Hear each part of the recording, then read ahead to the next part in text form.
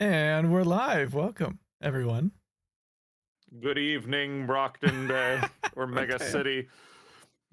Are you experiencing weird shard-based dreams? You may be entitled to financial compensation. Tonight, Beckford will be hosting because he's just the silliest baby. He's just a sweet little baby boy. He just loves the attention. For those audio listeners, I am holding up Beckford, a rather rotund black cat, in front of the camera because he just refuses to get out of the way. Welcome to the Brockton Bay Book Club. I am one of your hosts, Alan. Joining with me is Hannah, Hello. Jacob, Yellow. Nick, Hello there. and our producer, Michael. Welcome. It is so good of you all to join us. We are a book club that's going through J.C. McCrae's Ward, the superhero sequel to Worm. You can, of course, go read it on your own, and we'll assume you're caught up. But we are reading tonight the back half of Arc 16, which I believe is 16.8 to 16.Z, or Z for all of our backwards listeners out there. Backwards listener. Yes. Mm-hmm. Upside down. I could just say. I was gonna say British, but you know, The Brits, the Aussies. there's a lot of them out there. Yeah. There's We a lot of also wrong have, people in the world. It's true. you know, Jeez. gosh, toilets be And flushing we wrong love- directions and all sorts of We love nonsense. them, and we appreciate their Driving on the support. wrong side of the road. Michael trying his best not to lose subscribers here. It's too late. at No, this point. they support us because they're angry and they want to tell me in person on Discord because they're a patron. On Discord. For as little as $1 a month, you could be a patron and you could help us with our bingo and keeping You up can tell to Alan date. off to his face. You can tell me off to my face. You could call me out. We should have. I really do want to have like a fight night, which is just all of my hot takes and your. I was hot gonna takes. say, I think as a reward, if somebody does end up buying the gold morning tier, we should give them a address where they can meet you and fight you at any time of day or night. Yeah. I'll do it. I'll do it. We'll see. We'll see who's about to have a Order. trigger event. Mm. All right. But that being said, we do have bingo in description. Beckford is currently laying on my hand, so my mouse hand is not working great. You don't need it anyways. He's so heavy. Like any of the other cats would be fine, but he's so heavy, I genuinely lose feeling in my hand. It's the joy he brings to our life. He's just so full of it. He's so lucky he's cute. He can get away with all sorts of stuff. Well, for those of you who are joining us live, we really appreciate you being here. I'm sorry about the confusion, but the flooding here in Brockton Bay has been absolutely terrible. And I wish that was sort of a joke, but it's been a nice and dreary, rainy time for us here. Yeah. Which is good because we were in a drought and all of our trees were not doing great. We need it. We need it. Except for So my I'm internet. not moving out of the city. I don't know about any of you. My Yeah. freaking internet is suffering. We apologize, from it, the stream is though. dead. The stream is really, really Yeah. slow. It's going to be buffering a lot tonight. So Sorry, guys. Nothing I can do about that, though. Yeah.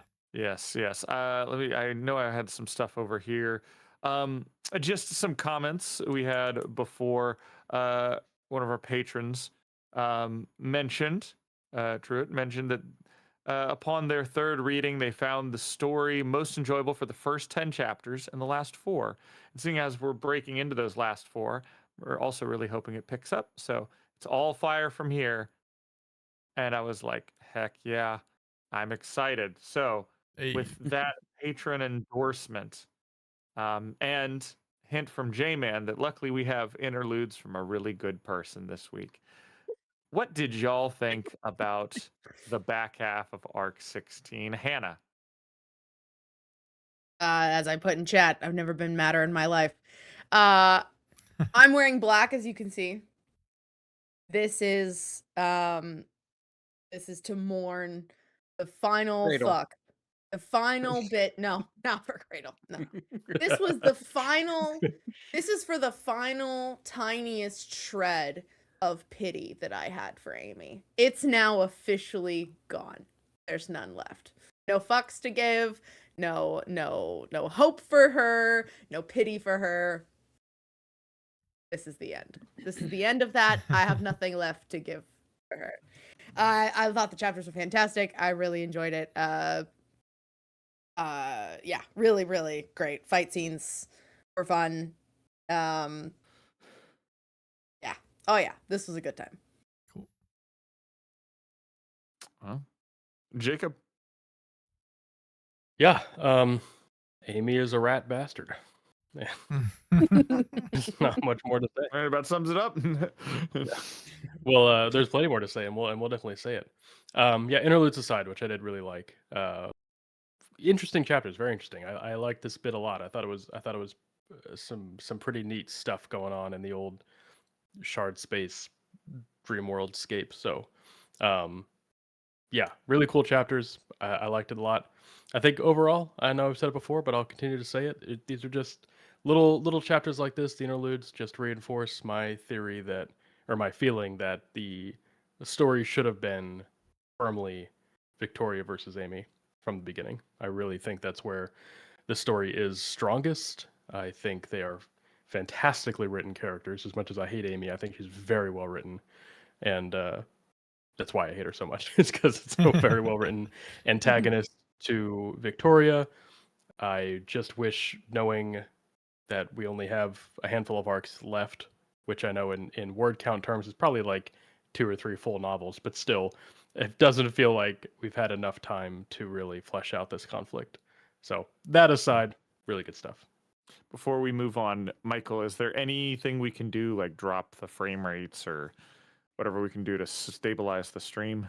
I know you're probably already working on that. It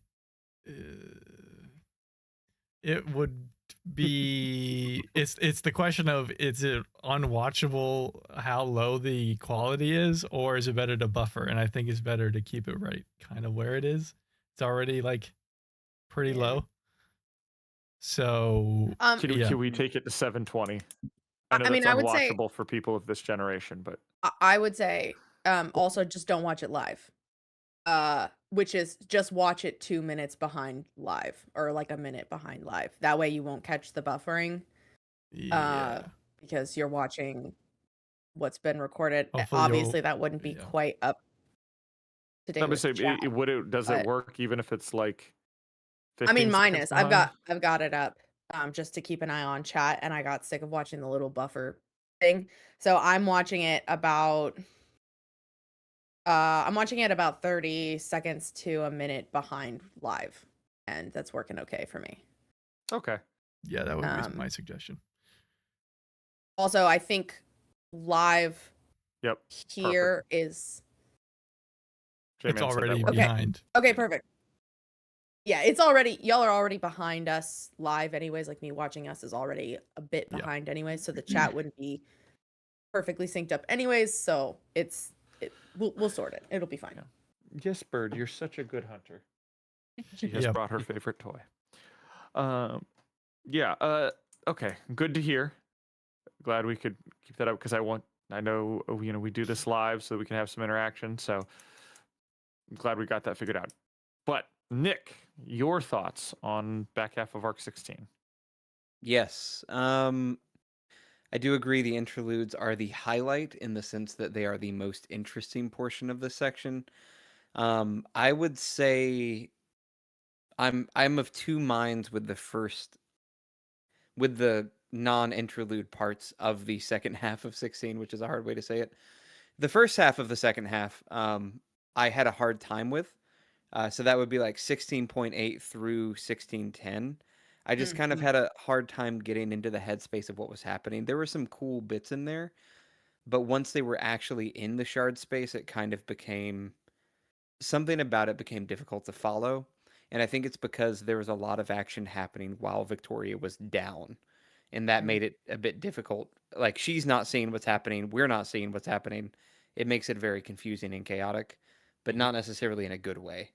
to the point where like I forgot that Cradle got smushed at the end of 1610 until like I had to go back and be like, wait, what happened to Cradle? Like he's gone. What is? So it felt like it was a bit too chaotic, perhaps. 16, 11, and 12 though, where they actually talk more about what the shard space is, what it's doing, seeing Tattletale's power at work in an internal way, and then the confrontation with Teacher, where you realize what the shard has done to Teacher. That was really cool. I feel like those parts are where I really locked in and thought, okay, this is a really interesting piece that makes me want to know what happens, especially the ending with Defiant clearly being upset at something that they did in the real world, like something they did in Shard Space that affected the real world. So I'm like, okay, cool. So this is cool. Like I like how this is all connecting. And then of course the interludes were fantastic. And I have to agree with Jacob. I think had the story been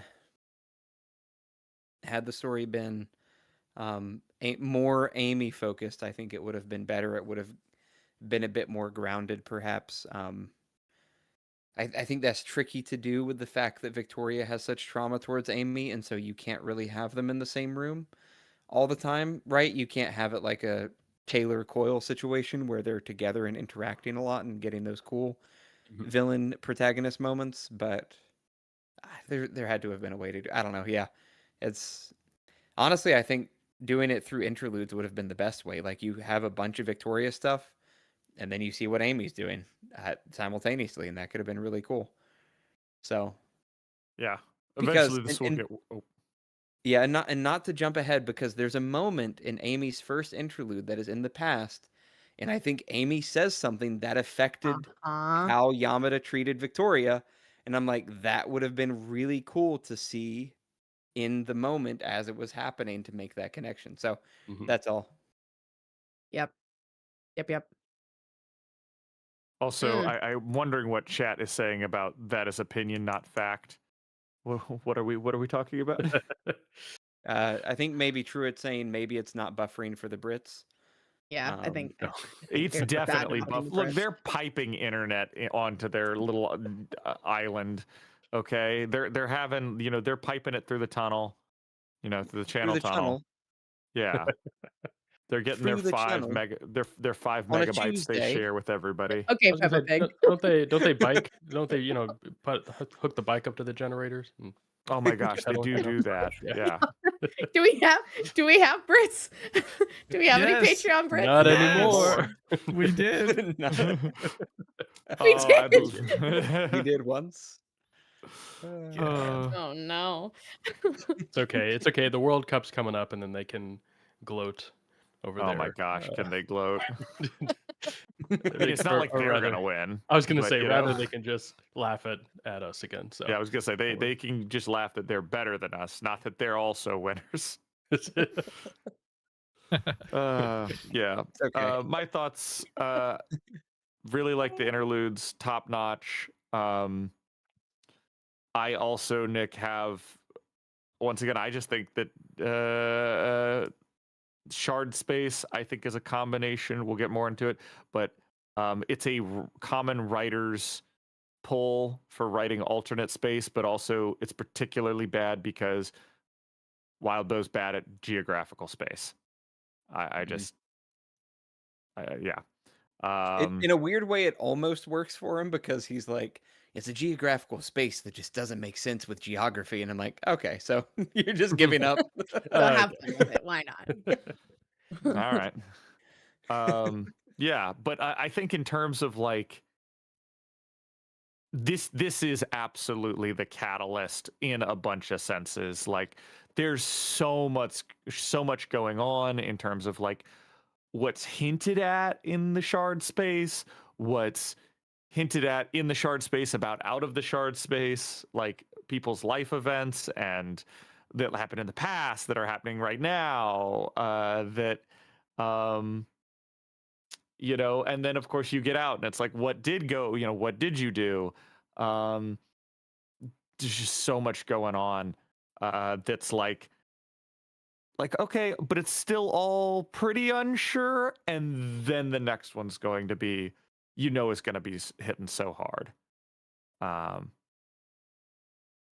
Yeah, as Jamin said, the Amy interludes are the best depiction of self-delusion that I've seen in fiction. We'll get to that. That will probably be Oh. the entire back half. Oh, It's I just am us taking so turns pumped. yelling into the Oh, yeah. camera. Gosh, also for our opening to this podcast, man, we knocked off so many so many of our bingo So many like bingo out of the things gate. already. It's crazy. We Fabulous. almost got like another 2 or 3 even. We were just we were so close. Fabulous. Great. All right. On that note, Big though, mood. let's get into this. Nick, shall you start us off on 16.8, or do we need to do like 8 16.8. and 9? Put those together. I think 9 and 10 go better together. Okay. 8's got enough to talk about on its own. So 16.8. The team prepares to enter Shard space through the Dream Room, getting warnings from Kinsey and Tattletale before everyone nearby is pulled in. Right to the Leviathan To arc. Leviathan. Yeah, love that. Which kind of identifies like, yeah, like in a way the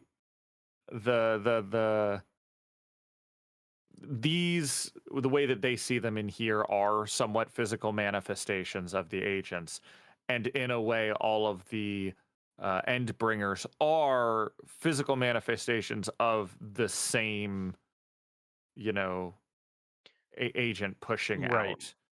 out at different points. Right. So wow, we had not 1 but 2 people get up and leave. I just rewired my whole house, and we should be able to have better internet now, guys. It looks like we're in the green. Oh, that would be great. I think we Hey, the kilobytes are up at least more higher. It looks like it's pretty close to being. It's getting closer. It's still not stable. It's going up, but it's at least the kilobytes are up close. at least more. Yeah, At least tell me more. when they hit a megabyte. Yeah. We've never hit a megabyte, my friend. It's never gonna happen. Oh my gosh. That's worrying. Another thing I really loved in this was the how they transferred all of the, you know, going through all of the trigger events, you know, because that is the transfer into the shard space. That we had everything kind of transferred over into the mall. Yes. Like everything got set Oof. except for Ashley. I was gonna say Tattletale. Because Tattletale has hers. Where she's you're right. at You're her right. house. It starts with Tattletale. That's right. Also, that's right. I've had that image in my head for so long. It's such a visceral image for me personally. But Jeez. it's the girl, you know, the little girl trying to hold her brother up by his like ankles and getting tired and having to let go again. And that is just that is a haunting image in my head.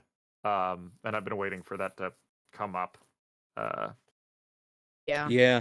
The trigger events in particular are very painful, and it seems like, except for Tattletales, I think you said this, Alan. Except for Tattletales, they all seem like warped versions of them. Like they're not exactly. And because one of them even seems like a combination, perhaps, where it's like Chicken Littles and Love Lost almost, or Snag, or somebody else from the mall event. Rain, maybe. Because like Chicken Littles is like there's a stampede at a mall and he gets put up on top of something, which Snag did to somebody in the mall interlude when we to see the in his girls. dream, to the girls, and so it's like there's kind of even a warping there of what actually happened. But Tattletales, we know from other sources that Tattletales is pretty accurate to what really happened. And man, that's brutal. Yeah, we were mentioning how they all get warped, so they're kind of pushed into the mall. Because there's like one with a birthday party that's off to like a party room at the mall, when that was probably just at like a kid's play place or literally any other location. But well, we know Victoria's was a real basketball game, right? It wasn't right, not in the arcade. arcade. Yeah. Yeah.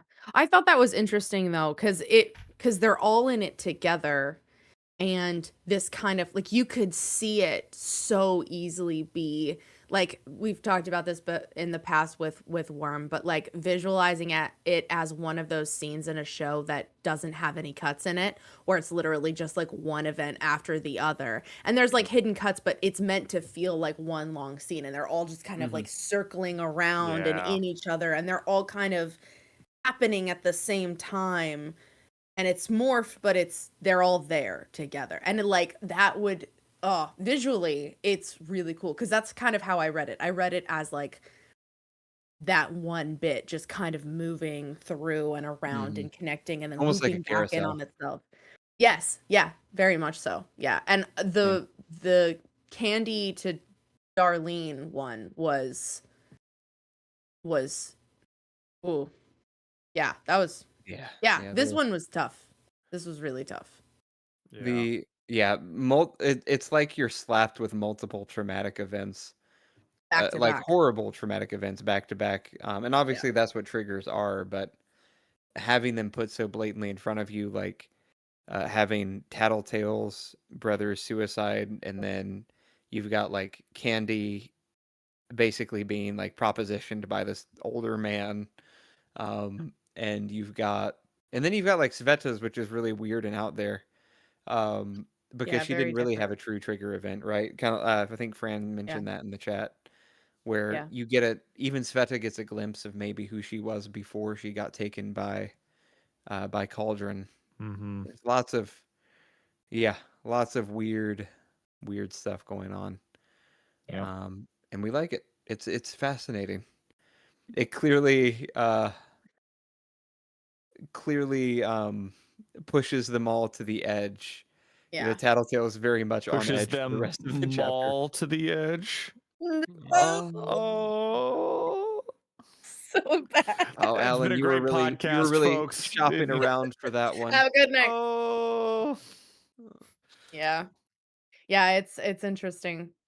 I obviously it's it's awful to read about the trauma, but I kind of love it. Like put the characters through hell. Let's go. Yeah, of And I course. think that l- because I have very vivid dreams to the point where I have woken up and thought I was still dreaming, and it is like a weird moment of like, I don't know where I am. I have no idea what's going on.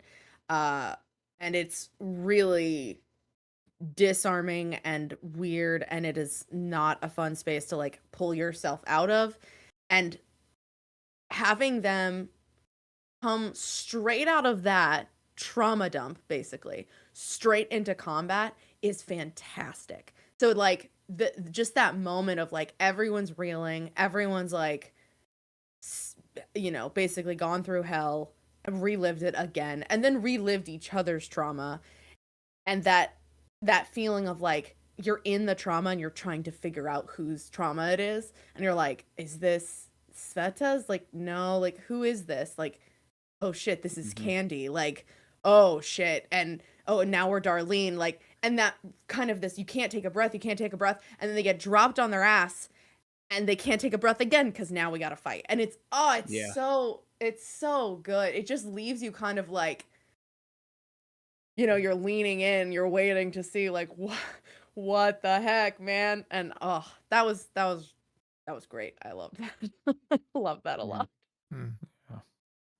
Well, uh, anything before we move to 16.9 and 10? A couple of comments. Bernard mentioned the fact that Tress is an allegory, perhaps, for being trans. I think, is it mentioned Sveta? It's Because mentioned she you was a almost look like a girl. real girl Yeah, you almost look by like a real one of girl. It's kind of the said. friends. Yeah. Like, oh, Nadia, Um, you almost look like a real girl. And, yeah. in my very straightforward reading the first two times, um, was definitely just the kids being like Yeah. hanging out with their, Yeah. tomboy female friend, being like, oh, Yeah. Yeah. you almost look like a real girl. Um, but we Yeah. we know from confirmation now from the author that Tress inadvertently and then somewhat intentionally is a trans allegory at the very least, Right. if not Right. outright. Yeah. So some cool bits there. And then Truett just mentioned we get a lot of insight into the Heartbroken, which we haven't Yes. had before in terms of what their life was like. We knew it was terrible, but mein Gott. Just Holy yeah. shit. Oh, and there's like a throwaway line that I love where Heartbreaker, was that his name? Heartbreaker? Yeah. Where he says something to Darlene, I think, of like, I lost your two oldest siblings, but I'm not going to lose any more of you, right? Which I just Yeah. thought was like Chef's Kiss reference to what, oh my God, their name, Cherie and Regent. Regent. Yeah. And Alec and Cherie. Alec and Cherie. Cherish. Yeah. So just great little like references like that, right, to their history, which is great. Yeah, The Heartbroken interesting are stuff. so interesting. Gosh. Yeah. I we've talked about this so much. The whole about like who would we prefer to be following for Ward. And whatever. But I do think that it would be so cool to be, at Aunt Rachel's ranch and with Imp and Tattletale as they're dealing with the aftermath, as they're dealing with all the heartbroken, as they're dealing with trying to put the world back together. And I'm glad that we did finally get a little bit more crumbs, heartbroken crumbs, because boy howdy, I just ate them right up. Oh, For sure. Yeah.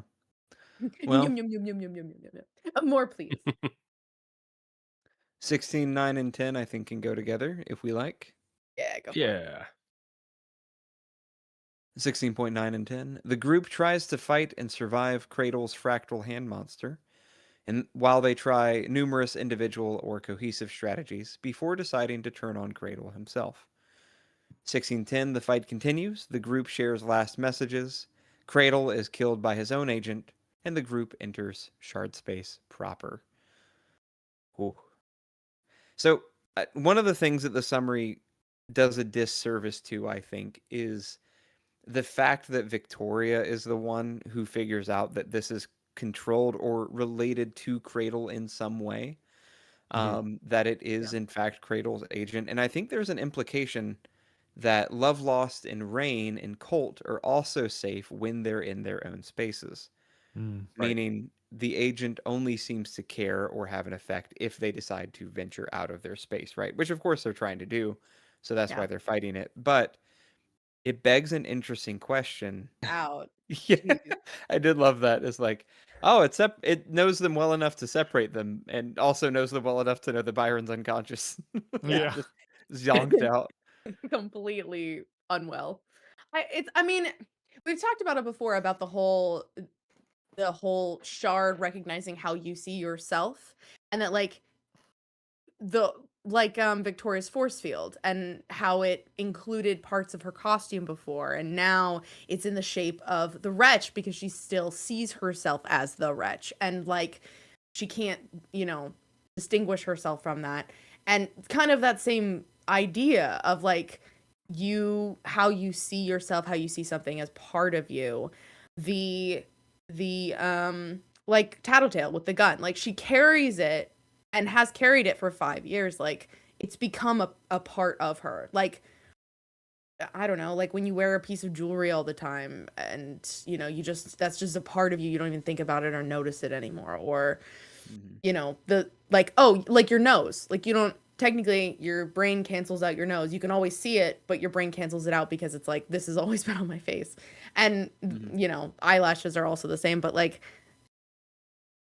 it's cool that how it connects in, and Tristan and Byron are still two separate people, even if other people perceive them as one, individual swapping in and out. They're still two people, two whole separate people.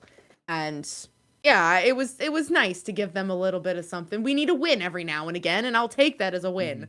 Every now and then. Yep. every now and again, just a morsel. We don't need much. We're starving. We're starving for a good thing. True. Ugh. Very few good things. Shall we move on to 11, 12? Yeah. Sure. I do think it's funny though. Cradle's death is slightly comical. When I did go back and remember that he died, he just had a dresser fall on top of him. He just Basically, had a shelf fall on him. Like, he had a shelf fall on him. It's just very comical. It's And the, He died how he lived. A bitch. It's exactly. I actually had a question about this. So in the recap you just read, Nick, it said that he was killed by his own agent. agent. But yeah. that's Sveta isn't that was not involved. because Sveta starts pushing over the shelf, and then doesn't Ashley get in on it, and he's like stuck to the shelf, and He gets stuck to the shelf, and I think one of the hands that was reaching for Ashley and Sveta ends up like crushing the shelf and smashing it down Because he's outside of his area. because he's outside of his area. Yeah, because he's outside of his zone. Okay, I read that stick more him of to like the shelf. Yeah.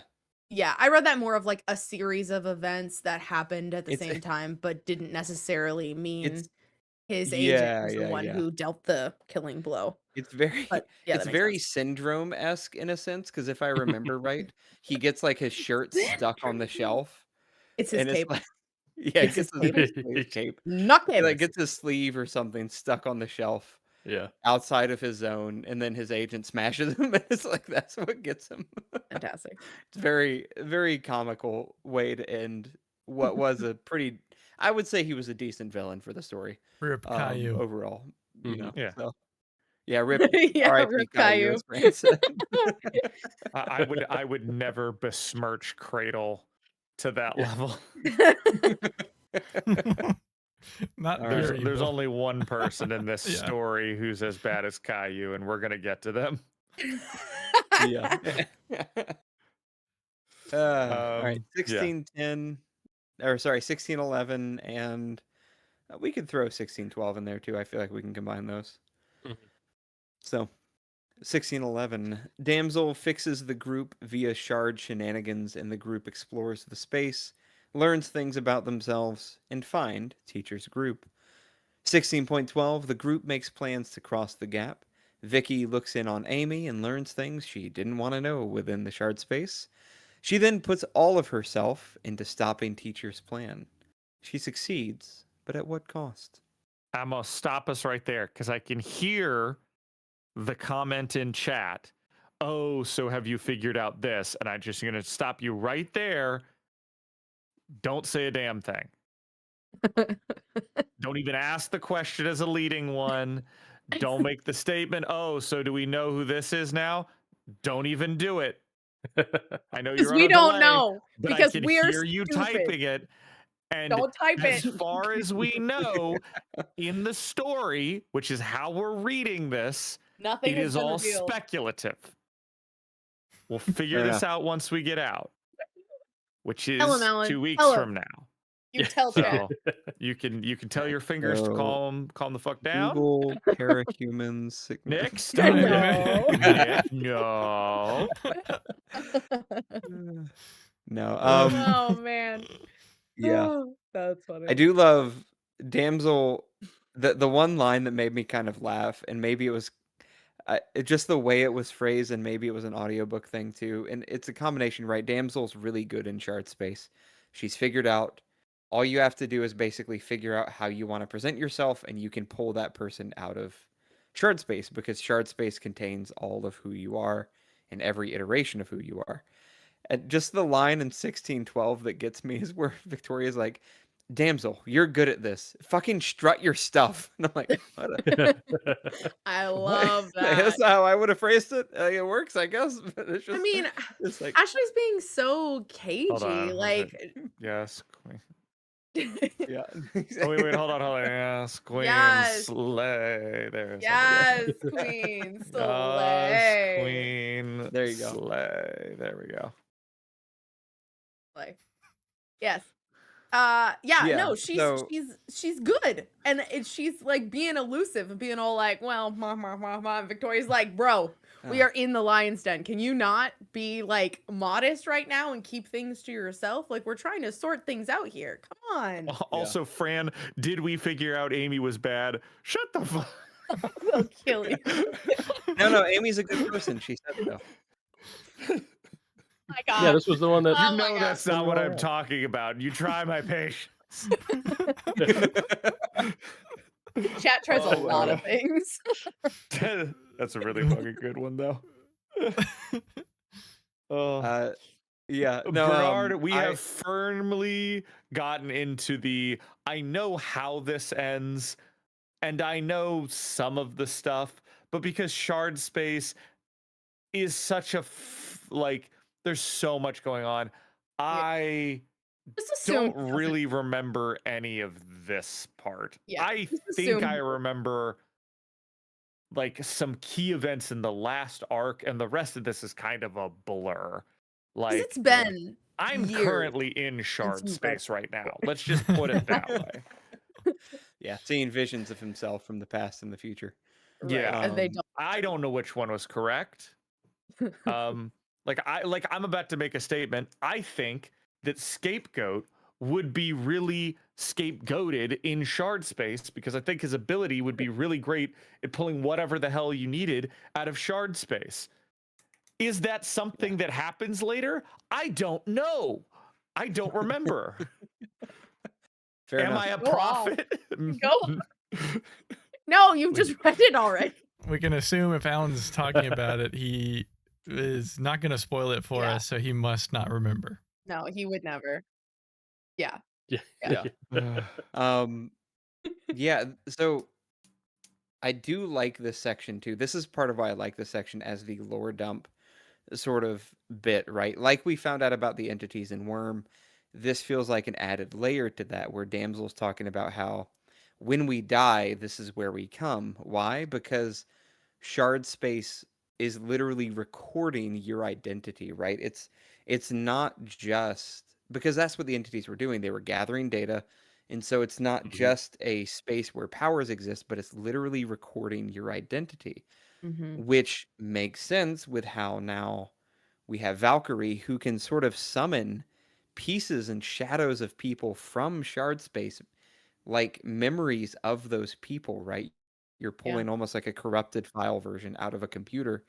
And over time, she's been able to refine it, put those memories into bodies, and basically the person's alive again. It's like they rebooted an old save file in a way Yeah. of that person. And because that's basically what Damsel is saying is like all of the versions of you are here. You just have to boot up the right save file for your body to be the one you need it to be. And that Yeah. is such a fascinating Hmm. concept. I love little Mhm. things like that and lore explanations for how things work. And if we want to tie it to yeah. another person now, we can also talk about March. March talking about essentially like heaven and wanting to be together forever Yeah. and tying them together. And this is what they're talking about. Right. know? Yeah, because what it made me think of, this is sort of related, is a Black Mirror episode that a lot of people thought was like, oh hey, this is the one like happy ending Black Mirror episode. I still thought it was creepy though. Is San Junipero, which is this elderly lady gets to be young again in like a virtual reality. She meets a girl there, they fall in love. It's a beautiful love story. But what was creepy about it to me was after you die, you have the option to upload your consciousness to the cloud so you can live forever in San Junipero in the virtual city. I still thought that was creepy though, because the final scene is a bunch of workers maintaining the database that keeps everybody's psyche alive, basically. Yeah. But it, conceptually, people thought it was like, oh, it's a beautiful love story. That's great. They get to live basically in digital heaven forever. But that's basically what this is it's like, because Damsel says, right, when we die, this is where we go. Our consciousnesses are here, and they get uploaded to this cloud. But what's interesting is Damsel says, I think the second time we die now will be worse because what was controlling the entities isn't there anymore. It's all chaos. It's all messed up now. So just like little things like that, I really enjoyed 11 and 12 for that reason. Very Yeah. cool little bits of lore and concepts. Very Yeah. Okay, sci-fi-y. so here's something, and we can go ahead and talk about this because I think I just must have missed all of this for some reason. J-Man asked, how do y'all feel about Victoria using Tattletale's power on people? Felt like boundary crossing thing to me, even though Tattletale doesn't. What are you talking about? That isn't like did I miss this? I don't So actually know either. So in 1612, they start heading towards. I don't know if it's Tattletale's power so much as just Shard Space being fucky wucky. Oh, so when But she's asking she's like saying oh, people's you mean like names? asking the shards about people's names? That's true. She does use it specifically. They get to Tattletale's zone, and Victoria realizes she can Oh, use Tattletale's That's what power that to is. got like, it, got it, bring- got it. I Okay, just okay. thought get that was images of any other old people. piece of crystal. Like she Yeah, was just I- like, No, oh, they there's a were- formation in the ground. Make a lot more sense later because that makes a lot of sense. I also thought she was just staring into the shards. Same. Into the crystal, not the shards. The Tattletale, because when she's looking and she's seeing all these things, Tattletale's like, it's not always accurate. And it felt like kind of this moment where I'm like, how do you know that, Tattletale? But since she's in her space, that makes a lot more sense. Because Tattletale has said before that it's not always accurate. It's like the pieces trying to be put together based on what information it has. Yeah. And It's AI. like, it hallucinates. it just makes hallucinates shit up when it regularly. has Yeah. gaps. Exactly. But Yeah. like it's yeah, wow. That's yeah. I don't Yeah. think that it's weird that Victoria, like, I don't think it's bad that Victoria is using this space, using these crystals in Tattletale's section to like keep an eye on people or see what they're up to or like look into what's going on with them. I don't think it's boundary crossing, but also it kind of feels like because we're outside of yeah, that's actually not an excuse at all. I was just gonna say it feels like because we're not in the real world, because we're in this like weird dream crystal space, that it's like not the same and we don't know how accurate it is, and it's just kind of like, well, okay, whatever, taking it with a grain of salt. But it's still as much of a boundary cross as like everything Tattletale does. But to be perfectly honest, I don't have any issue with what Tattletale does in terms of boundary crossing. Like, should she? No. But her power is kind of always on, and she can, follow the rabbit trails and go down the rabbit hole. But like, that's never. I think it's more of like what Tattletale chooses to say with the information that she has to like push. That is my problem with her and her power. But her just like knowing things. Fuck it, man. It's hard though, because I think what appears to be the issue with the power, right? And it's something that as a side tangent, it reminds me of a show that my wife and I have watched together. Sometimes we like to watch trashy TV. And one of those shows is a show called Temptation Island. But which is very funny trashy TV. Hilarious. If you like Phenomenal. trashy romance TV. But part of what the idea is, you have couples, they split them up into guys and girls, and then they get to watch clips of what the other one's doing. What I've noticed about the editing, though, of the clips they choose to show their partner, they never pick the positive clips. They're only picking the negative clips, of course, because they're trying to create of drama course. for TV. Yeah. And I feel like Tattletale's power kind of does the same thing. In the same way that if you're mockumentary, it's hard not to be an asshole with your power. I feel like it's the same way with Tattletale, where like if you're just knowing all the worst stuff about people, what do you do with that power besides antagonize them to get more information so you can beat them, right? Like, I don't know. Mhm. Yeah. At the same time, though, I feel like she does cross a bit of a line here. I'm still holding on to a bit of the fact that I think Victoria may be the most dangerous member of Breakthrough.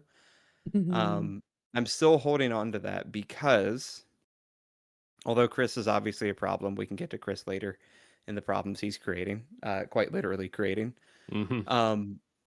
I feel like 1612 especially really sealed that for me in the sense that we see why was teacher so afraid of Victoria? She realizes it's because I was in tune with the wretch. What is the wretch? Victoria's agent. Victoria fully puts herself into her agent to create a golden version of herself that is the wretch that smashes into teacher in that fight scene at the end of 1612. Yeah. I feel like there's a lot more going on there than maybe meets the eye for Victoria. And I think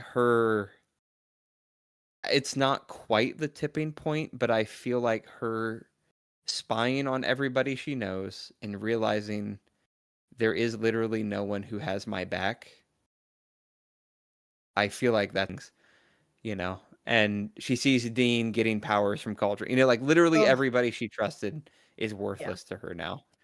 And I feel like that was a bit of a tipping point for her. And I think because of that, I think it maybe crossed the line. Is a long-winded way of answering the question. Oh, that was good. Yeah. Mm. I think Interesting. I don't think she crossed the line by asking it. It's more the repeated asking, especially with Yeah, Amy, she keeps which pushing. feels like not it's the whole like she's good, more than just like checking up on him. That's clearly like almost a personal boundary for her that she's crossing more than Amy's boundary.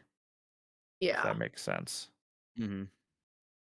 I mean, she's been very clear to Amy in regards to the contact between them, and she's kind of breaking Yeah. that herself. But she's like, I understand why. It's like when you pull up the social media for an ex. Like you just want to just have a quick look. You don't want to call them. You don't want to run into them at Walmart, but you do want to kind of just like, I just want to take a little bit of a look, see real quick. And it feels very protected because you're behind your screen, or in this case, you're behind the crystal, and like they'll never know that you were checking up on them. But it doesn't matter the way that you do it, you're still doing it. Like she's still checking in on Amy. She's still, and she says it a couple different times, and then she says Amy a couple times, and then she says Red Queen, right? She Or does Panacea. Amy. She does Amy, Panacea. She does Red Panacea, Red Queen. Queen, and she's like it's like she's hunting for these other facets of Amy to like see more. And it almost feels like, not that she's like specifically looking for the bad things to be like, ha, see, I was right, but it does also feel like that just a little bit, like to prove that like Amy's still doing bad shit, or Amy's still oblivious, or Amy is still exactly who she thinks she is, which definitely, yeah, no, she's got a reason for it, especially as we see with Amy's interlude. Yeah. Fran asks, would you feel differently if Amy did this to Victoria? Which is a great question. Well, and the answer I think is not that much. Like, I don't think my issue with this is the spying. The issue is just Amy sucks. And I think the intent would be more voyeuristic with Amy, which is where Yes, I I'd think maybe so too. it'd be more upsetting perhaps. Yes. Yeah, I definitely think so.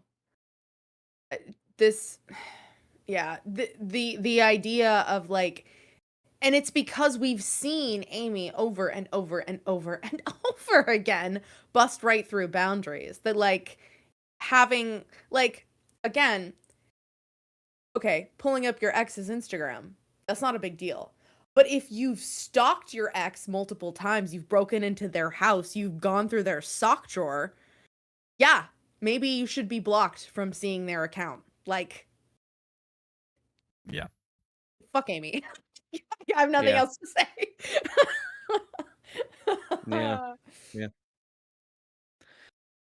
Yeah, I don't know. I do think it crosses a bit of a line. More the persistence of it, right? It's sort of a curse mirror thing where you get a glance of something you shouldn't have seen. It's one thing. You keep asking questions though, because you know it can give you knowledge, and even though it's not good knowledge, that's on you in a sense. Yeah, Truett, you are Um, absolutely right. Is a Lord of the Rings thing, which I want to say that like It's a Harry Potter thing. the invisible ring is not just a Lord of the Rings. That's like that's something Tolkien took from other mythologies and mhm. stuff. It is about the temptation of power. It's why the Invisible Man is primarily basically just about the ring. And what do you do with power when you have no consequences for your actions? And in their limited imaginations, the invisibility was all that represented that. They hadn't invented GTA 6 yet, and getting away with stuff with just reloading a save. Oh my Yeah, What do you think, it's true. Jacob? Everyone Can't- Tell else me I'm have an wrong. save Tell answer. me someone that's real not the same thing. Like, would you, flip your car off a splurge, I mean, ramp into a crowd of people and then just reload the save? Would you do that that was in real basically life if you Coil's just whole had power, right? right? That was Basically. basically Coil's whole power. Basically. This is why it's such a tempting power, and it's hard to know how you could use that for good instead of evil, because it's like, Mhm. well, if there Yeah. are literally no consequences except to myself, why not do bad things and get away with Yeah. it? It's a slippery slope too, because like if you look at literally anything that has it starts with something really small. It starts with something innocuous. It starts with 5-year-old Hannah shoplifting a Pez container in the grocery store. and like this idea of like, well, I did it once, I could do it again. Luckily, my mother was there. She absolutely wrecked me, embarrassed the shit out of me, and I'll tell you, I never stole anything ever again. But like, it's the little things. So it's like you start out with something like this, where it's like it's not a big deal. Like, Amy will never know. It's fine. It's okay. But then you ask again, and you ask again, and it's like pushing that boundary until suddenly it's not just you're checking in anymore. It's there's more to it now. Like there's Man, yeah. yeah. I It's I I want to mean hear from it feels like a slippery slope. Jacob before we move on. It's okay. We didn't break the 10-minute streak, so we got a bingo for that. In what capacity, Michael? No, just everyone else had an answer. Do you agree? What are you thinking? Yeah. What do you think, Jacob? Nice. I agree. Man, a Perfect. few words. All right. We love If only there was Um, another character who had a problem with looking in and spying on everybody constantly, but we don't have that, so we'll Right. never know what that problem's like. Never know what that problem is like. We'll never know what it's like to have the magic mirror in front of you and just not be able to not look at everything. we'll never know. Uh, A couple of other small things in these. There appear to be 3 agents at the portal. Whose are they? We don't know. Not teachers, because he's wrapped up inside of his like a. It says it looks like he got chewed up by a lawnmower and wrapped Yeah. around his agent, which is freaky. It's a Beautiful way to imagery. life. Yeah. But then he gets smashed by Victoria, which kind of stops the connection between him and his agent somehow. I don't know. So I don't know. So there are 3 other agents that are active with teacher, and I'm trying to remember their descriptions because I think it may be a hint as to whose they belong to. But I let me find it real quick. I'll find that one. Just Yeah. because it was in 1611, I just wanted to get their descriptions again. And they really only fight the one with the long like sun beam Mhm. head comes to Tattletale's area. Let me see. I'll find them. So they have the lights. Good Malton. Oh, we find out that the boy that Damsel killed really was a bad guy. He worked for Accord. That was a small thing we found Yes. out. Oh I just my happened to God, scroll past Jay. that. Jay, Yeah, the we didn't talk Jewel of about The that at all. Boston. Jewel of Boston or something like that. Oh, interesting. Like, of course, like we kind of had our suspicions, but it's nice to have that confirmed a bit. Yeah. Yep. Let's see. Three things. Also, No, Truett, for the record, and Bernard, I was talking about look-see. That is 3 agents interacting with this tear and the cracked sky and ground around it. One looked like a necklace giant crossed with a puddle of oil, shimmering in rainbow hues, features non-existent. Another like a tall, slender woman in a dress, with a headdress of spikes radiating out for 50 feet around her. The last was barely there, insubstantial, a wisp of pale yellow in a vague centaur shape, with a broad slash of black instead of a face. And then I a whole mean, bunch of centaur teachers shape gooed. feels beast of burden.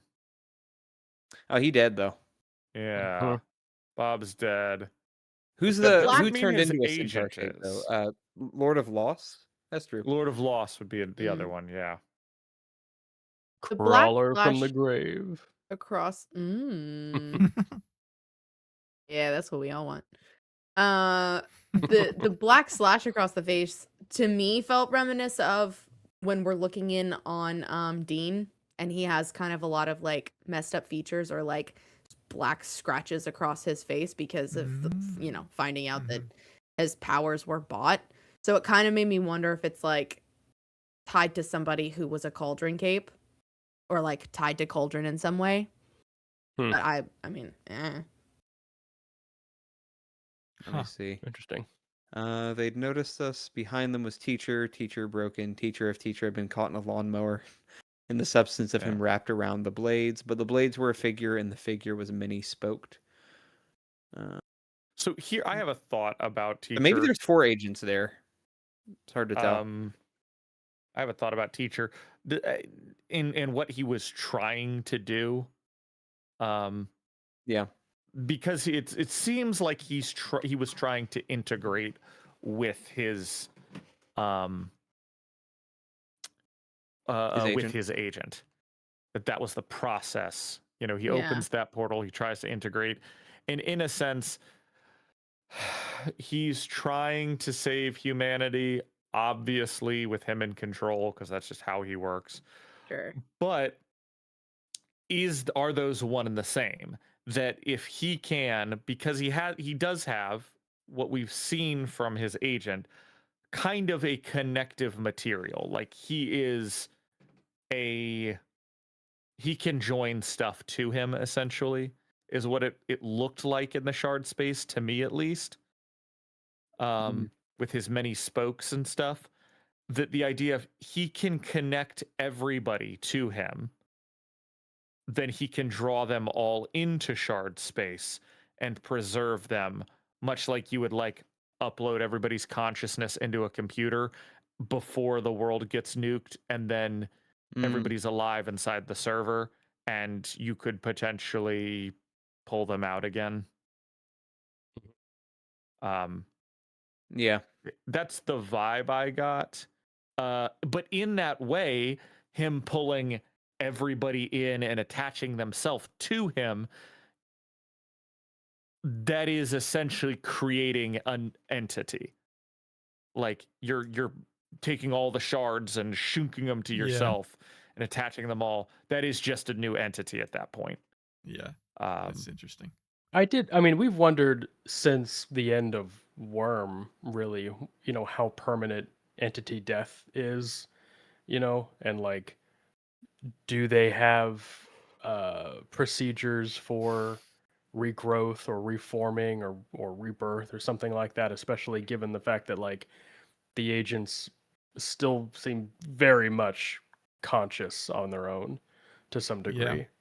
And I wonder with a lot of the shard space stuff if this is like all part of the agent's ways of like reforming or something like that. They're using people to reform them. Yeah, in some way, trying to, create a new central consciousness or host or whatever Yeah. Scion was essentially. Yeah. Hmm. Fran points out, crazy that this is the afterlife that March did all that shit for. I know, right? Just to bring him into fucking Tron world. Because that's Oh, what man, I it is imagine. I Tron world. imagine it is Yeah, it just is. fucking red and black forever. Oh, that's Yep, hilarious. yep. It Everything's in just like grid lines. yeah, Yeah. they're all in the grid. It just looks like Battlezone, but red. Yeah. Oh god. Fran also points out typical cosmic horror priest trying to join the fucking creature beyond understanding. What a loser. That is correct. Fucking Staring teacher. into the face of Freaking Cthulhu. teacher. No, it's Yeah. the leopards eating my face, but it's Cthulhu eating my face. Yeah. Yeah. But if Yeah. I serve Cthulhu, surely he won't devour me, not the all devourer. He would never do that. Never. The all consuming one surely wouldn't consume moi. Yeah. Exactly. Yeah, it does, right?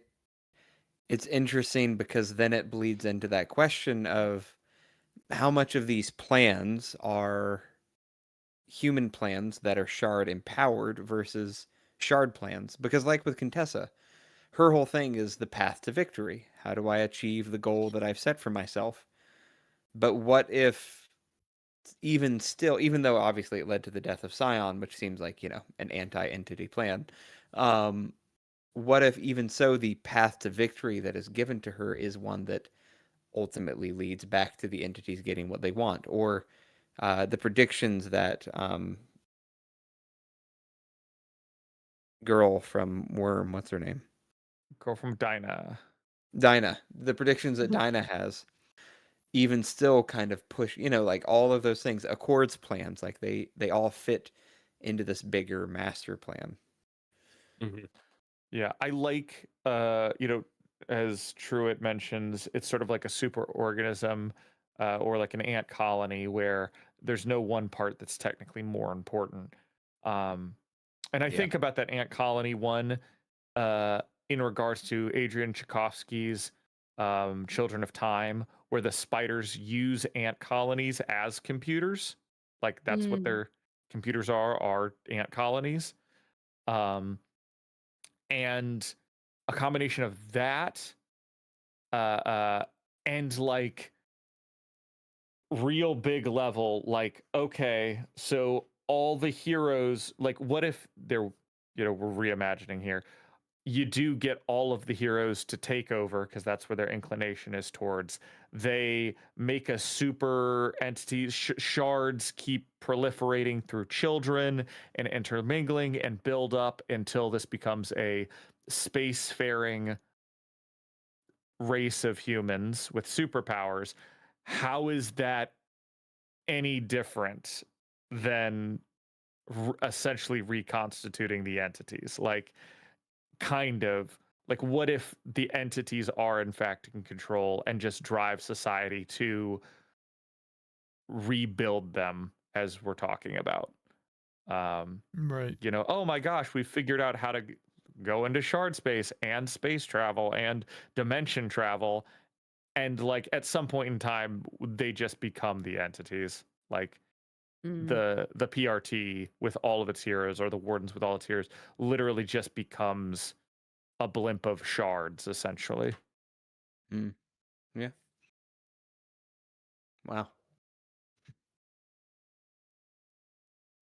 We figured it out. Don't have to read anymore. Yeah, and that's what happens. Okay, And we we're don't done. need to read the rest. Got it. Yeah. We're done. All right. Couple other small things. J-Man said, forgot to mention I appreciate another no power fight against the shard / cradle. Oh yeah, That true. was pretty cool. I do appreciate a no power fight. That was fun. Another comment, as I was like reading through 16, 11, and 12 again, looking at the shard stuff, somebody noted, it seems like perhaps Neil is actually Victoria's dad and not Mark. No. No, I don't like And I didn't. people Interesting.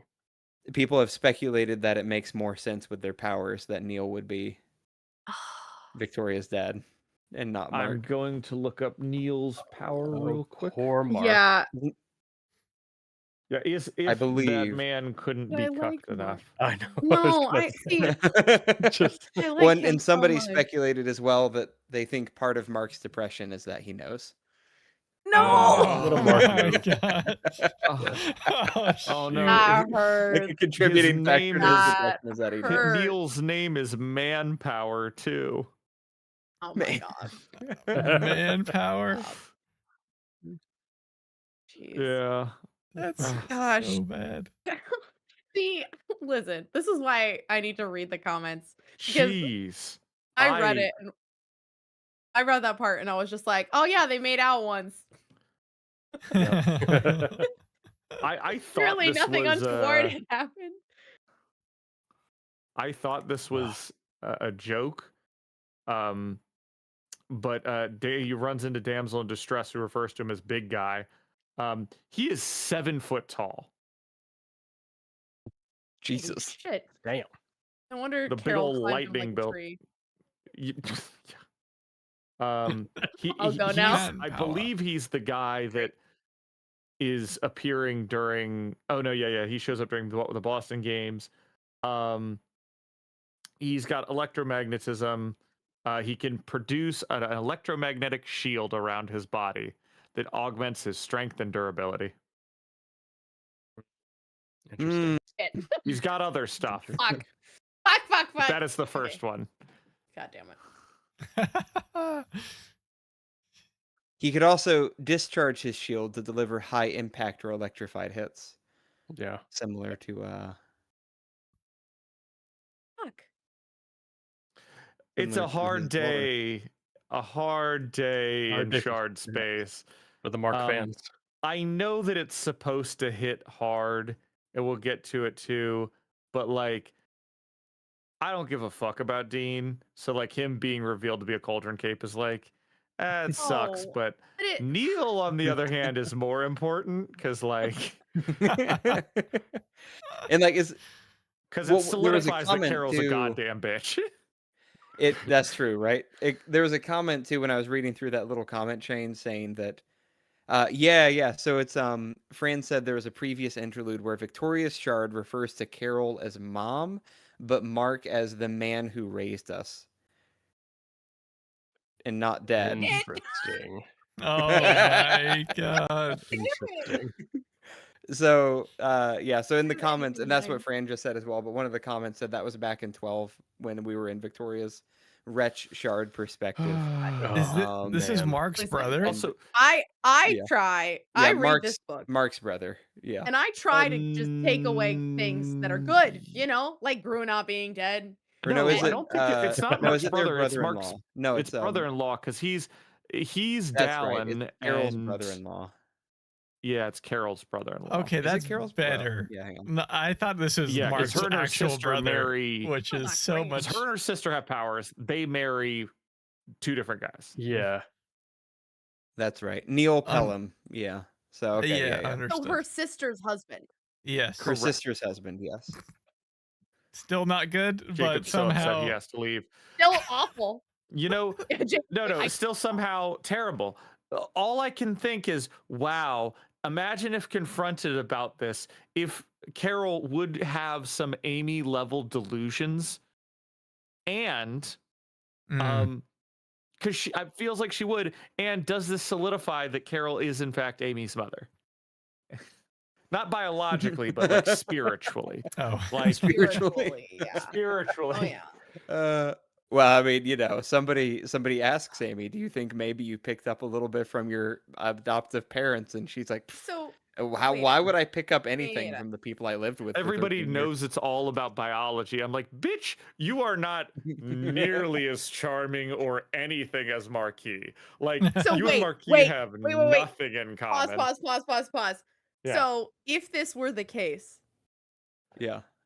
Victoria and Crystal would be half sisters, Yeah. not cousins. Yes. Yep. Correct. Listen. I As well as I Victoria and Eric would be half siblings as well. Rest in peace, Eric Shielder. Yeah, oh, Carol. Eric. As Truett Oh, said, brother-in-law, Carol. I'm Oh, stuck. brother-in-law, I'm stuck. Oh my god. God dang. I'm a brother lover. You're a brother. Stop. No. Oh Brother-in-laws. Oh. Listen, Neil. Oh, Mark and it's Foster even worse because she's a flashbanged with lawyer, the so it Melvin really is her brother-in-law. Jeez Lord. Louise. Uh, I mean, listen, to gain Crystal as a sister, as a half sister instead of a cousin would be great. But like, also, Not under the No. circumstances. great question here. And Photon Mom it was dead, but is alive now. Do you think she Right. knows? Do you think she gonna kill a bitch? I hope one can hope. One can only hope. Yeah, it's fine if she does. Oh. Okay. Y'all continue talking about this and the dean and any other reveals before we get to the last part. I need some podcast juice. Get some podcast juice. Oh, hey, do you want to come Yeah. refill my water? He already took his Hope he headphones gone. off. Too late. He didn't hear it. Headphones are gone. No, okay. Oh my gosh. I could make an announcement. Man. I could use Yeah. the robot who shall not be named to make an announcement. Okay, hold on 1 second. Yeah. Alexa, make an announcement. Okay. Alan, can you come and refill my water bottle for me? All devices. From Hannah. Alan, can you come and refill my water There. Oh yeah. Oh yeah. Oh yeah. That's This is awesome. what the robot lady is for. This is what she That's is true. I was for. gonna say. So Alan can make dinner great and then use of tell it. me in my office without having to There you walk go. There you go. 20 fucking steps. Yeah. Hey, there he is. Thank you. It worked. He's a good man. Um, He's a good so- man. Bernard commented he wasn't sure that powers inherit that way because we have the example of Skitter and Chicken Little. I do think it's a mixture of things that we see, right? There obviously is a proximity factor where Mhm. Chicken Little inherited a bit of Skitter's power due to proximity. We don't know exactly how that works, but we know there is a proximity factor. But we are also aware there's a DNA factor as well, as well. Alan!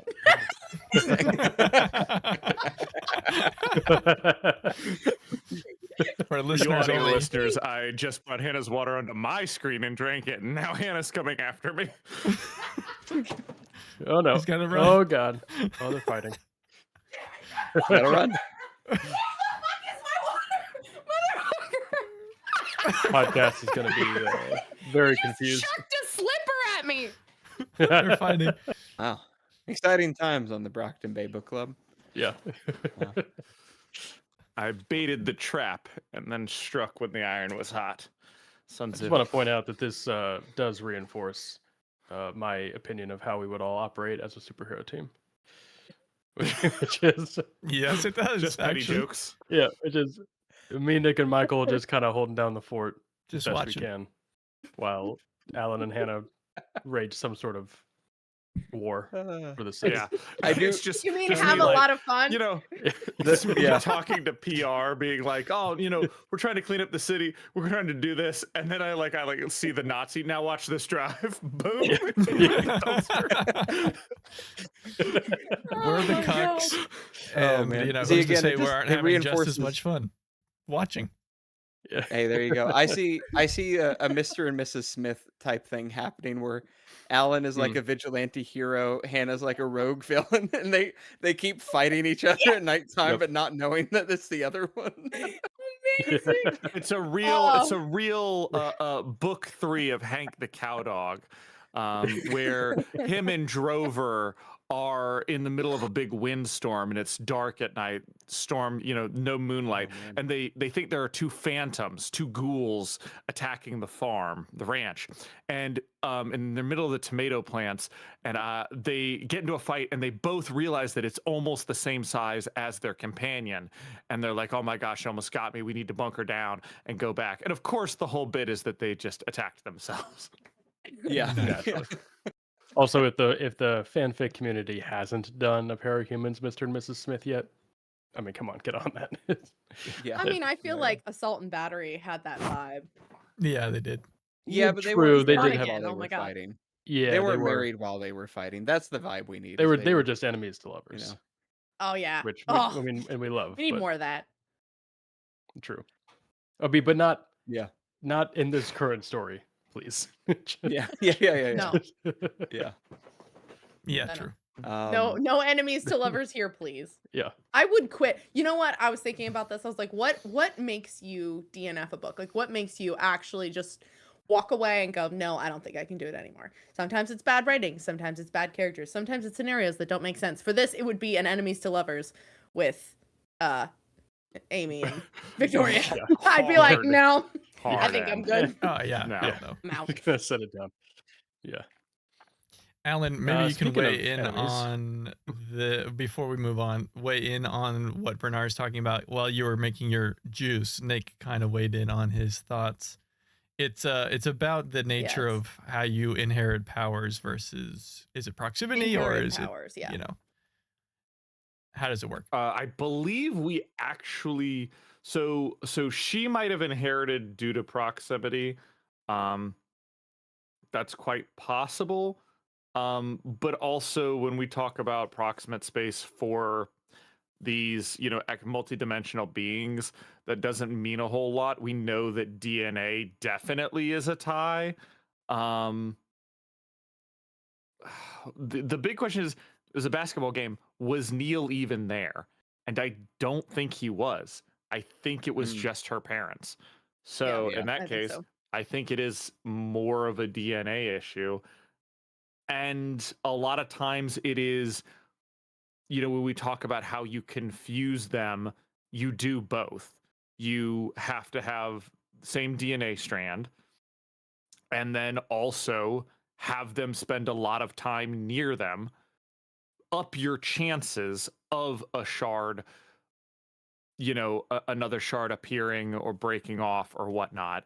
We get this, two examples, we have like, obviously like Theo and all these second generation capes with Victoria and Amy and whatnot. Like Amelia is not getting powers because she's close to, she's geographically close to Marquis. She never is. She's getting that because of DNA. Yeah.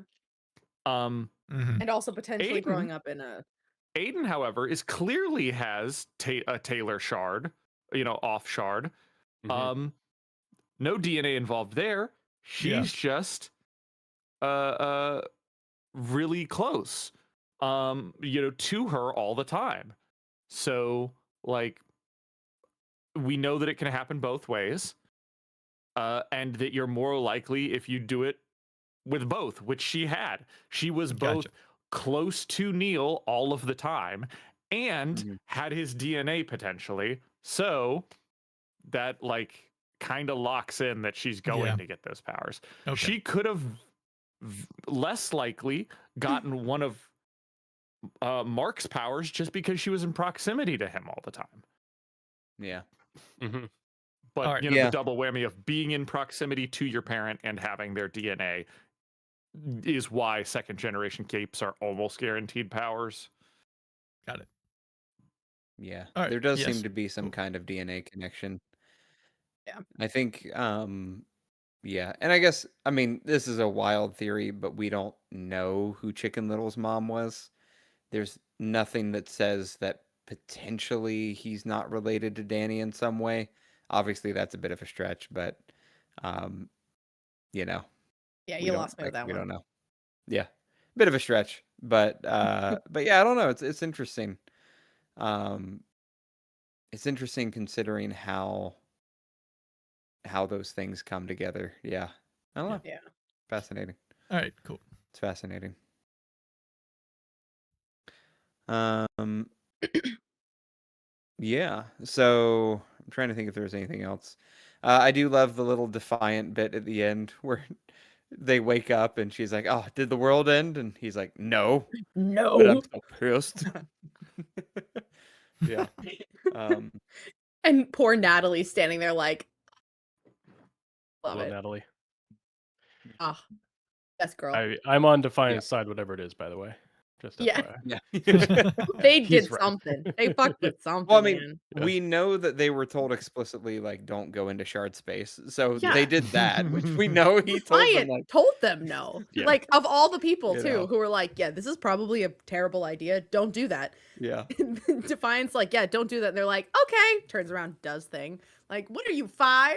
God, I love Yeah. it. What I are you, love it. Caillou? Yeah, exactly. Big Daddy Defiant coming in. What do you What have you done? Yeah. What have you done? Yeah. I explicitly told you not to do this, and what do? You did it. You did it anyway. All right. On to the Amy interludes, perhaps. Yes. Yes. Let Now my these I do think anger we need to take one at a flow. time. So Yeah. Oh, yeah. Oh, yeah. 16Y interlude Amy Dallin. Flashback to Amy's meeting with Jessica. Currently, Amy tries and fails to fix Hunter. Amy thinks of the psychology of people around her and the plans in front of her. She thinks she sees far enough to make the right decision. Ooh. Amy, Wait. Amy.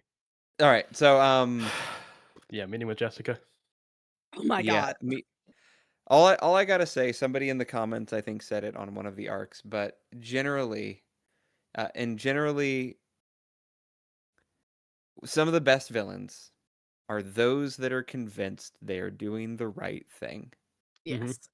Some of the best written villains. I think this is why Javert in Les Mis is such a good villain, because he is convinced he's doing the right thing. We're on the side of, the protagonist, Jean Valjean, but I mean, you think about it from Javert's perspective, this is a convict who escaped prison and is on the run, doing who knows what with his, as a convict. He's convinced he's doing the right thing, trying to hunt this man down relentlessly. But he's a terrible person, and he just can't see it, right? And that's what makes Amy such a great character. Not a great person, of course, but a great character, because she is so utterly convinced of her own goodness. And yeah. She says it a few times between the two interludes, but I'll stick with the first one. Like she constantly references to herself that she is right, and like Yeah.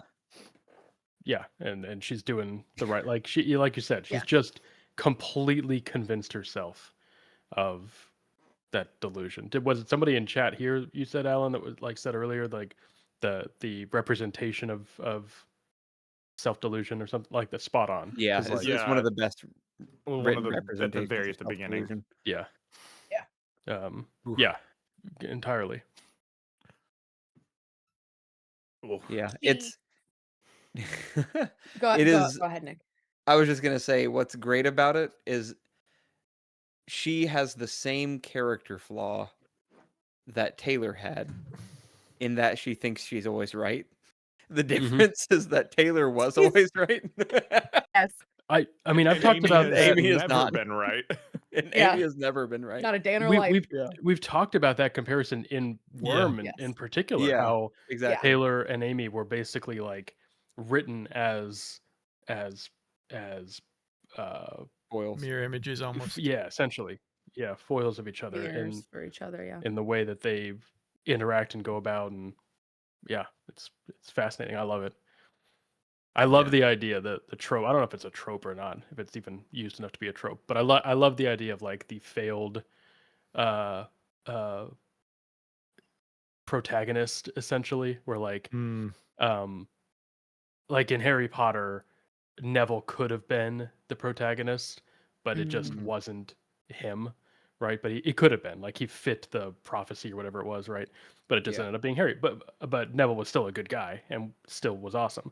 But like Amy's kind of like that, where like she could have been the protagonist. She could have been the hero here if she wasn't completely wrong about everything. You know, just it's great. It's great. And there's nothing that makes you sound like a fully hinged individual, like repeating the phrase "I'm not crazy." Yeah. Yeah, right. Yeah. I found that interesting that Oh, that you're was healthy.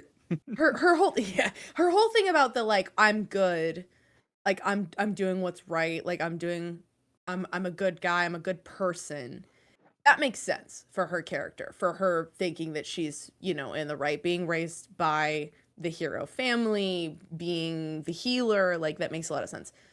The repeating phrase of I'm not crazy, and that you need therapy if you're crazy, and that like she wouldn't need therapy because she's not crazy, is really interesting to me, because she's like all of her powers could go very well hand in hand with the whole like mad scientist, like off her rocker healer vibes, but of course she doesn't, but she kind of does, but she kind of doesn't. And this idea of like, I don't know, Amy, I think you are crazy actually a little bit. And Al and I were talking about this earlier because I was losing my shit earlier this afternoon and we were discussing it. But I had this kind of moment of where I was like, Amy is so oblivious to herself. She's so unself-aware. I've said this a million times. She's totally not self-aware at all. But it made me wonder with the whole thing, like, I'm not crazy. Her inability to be able to heal herself, and she can see Jessica's like the antibodies, the her blood, her lack of sleep, the weariness behind her eyes. She can sense all of that from a handshake. And she has an insight into Jessica in this moment when they're talking so well that she can, just by seeing how her body is functioning, that Jessica is exhausted, she's overworked, she's being pushed to her extreme, and that she's going to be reaching her breaking point very soon. She can see that and interpret that from Jessica's body. And yet she is so unaware of her own self. She can't heal herself just by her power. She can't do it. And in that same way, she cannot see herself and her own mental health clearly because she can't see her own brain. And I was thinking about that, like, I wonder if that's a huge factor into her, of like her clear lack of self-awareness is partially, again, wearing black, the death of my last fuck for Amy. But like, not to blame the shard, but that probably has a big part to play in why she can't see herself clearly. She's so easily she's so easily able to tune into other people's mental health space, their body, what they're physically going through, but she cannot see it for herself at all. And she just fucking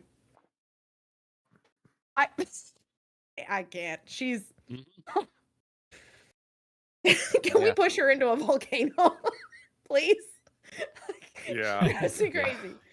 I was going to say, even just taking 16.y, which, my one note for that is, how does this woman not get this? Bitch, how do you not get this? Like, if you had the opportunity to talk to Amy, what would you say to her? Would you try to convince her of anything? Would you tell her off? What would you do? Front hand or backhand? That's what I'd ask. Backhand. Backhand.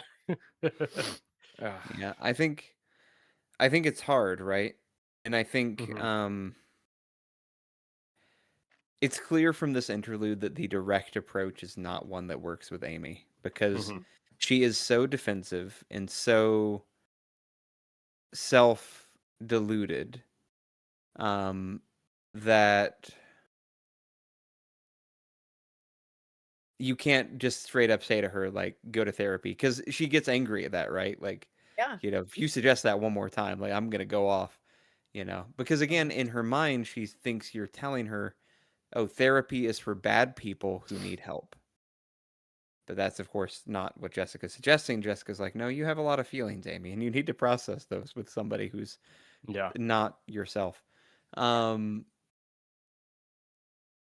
I think the only way to work with Amy in this situation is to try to lead her to her own conclusions. And the only way I think that you could possibly do that is with essentially a Socratic conversation where you are not even talking to her so much as asking questions and letting her answer them and seeing where those answers lead. Like, I would ask Amy, well, Amy, what is a good person? What makes somebody a good person, Amy, in your mind?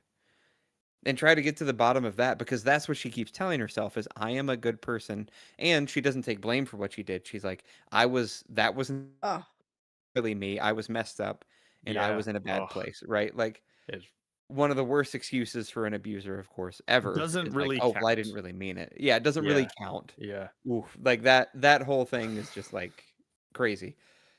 But you have to get to the core of those definitions, because that's what she's shielding herself with, is the definition of a good person. And I Mhm. think in her mind, a good person is somebody who has good intentions. And that might be it. Because that seems to be the pattern in Y and Z, is that she's like, well, I'm doing this for good reasons, or I controlled myself enough, or I could do bad things, but I'm not going to because I'm a good person. I have good intentions, right? Which she Yeah. does. Well, that's next interlude. So we'll get, but like she does that exact thing with Victoria. And it's like, I could, but I'm not going to do that. Her 'cause and she- Cradle Yeah. really ride that line there, where like Cradle talking about maybe not what makes a good person, what makes a passable person, when he's Yeah. like revealing himself to his friends, being like, yeah, like I would do all these terrible things, but I don't, like, because that's not what a human does, right? And they're like, normal people don't even have those thoughts. Like, Yeah. and it is like, oh, it's like you shouldn't have. That really is Amy. You shouldn't have to think, no, don't do that. And granted, there's like, we'll call it a learning curve. Rain's doing this. Rain talks about he was really indoctrinated. So there was a while, whenever he saw Tristan or Kenzie, he had really homophobic and racist thoughts.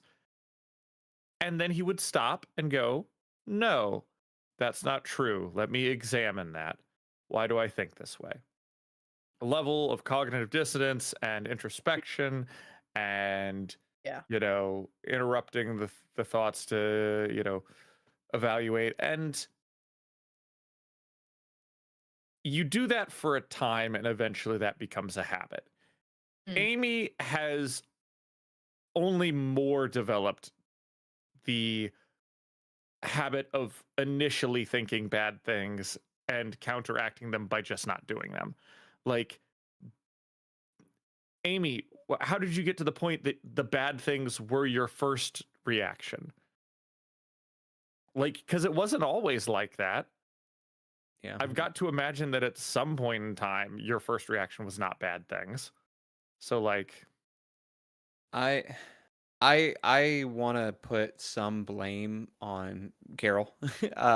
I'm gonna as you mention should. her more Put than a Mark. lot of blame on I Carol. think that's fair. It's one. First off, Nick, this is 100% Amy's fault, and somehow mathematically also like 70% Carol's, Yeah, exactly, exactly. because Amy is a Because- more than beyond mathematical problem. She's a Because the four-dimensional question bitch, of- if you will. Exactly. But the question of how do you get to the point where your first thought is towards doing terrible things and recognizing you could do terrible things? I think you get to that point where you're probably a sensitive 12 or 13-year-old girl who gets a superpower that is the most incredible healing power in the world. And what does your mom do? She drops you off at a trauma center for 8 hours a day and says, "Do good." You know? Yeah. Like, and It's I know fucked. that wasn't exactly what Carol did, but I'm sure it's close to basically what what she Carol did. It's did. pretty Kinda. close Yeah. to what she Her did. power is her And trauma. Amy kind of alludes to that. Yeah, her Yeah. power is her trauma, As as somebody said. Bernard And says. and Amy even kind of alludes to that in her conversation with Yamada, where she's like, look, can you imagine how screwed up that would be to be like 13 years old and your aunt died an hour ago and they're asking you how you feel about it on TV? Like, yeah, we talk, I'm going off on a lot of tangents, but there's been a lot of over the past like 5 years or so, I feel like there was a big wave of criticism of family vlogger YouTubers Mm, because of how they are exploiting their children Yes. for profit on the internet, in various ways. And I feel like I think the intention of New Wave of being this like we're gonna be public facing heroes and we're gonna be, we're not gonna have secret identities. We're not gonna play that game.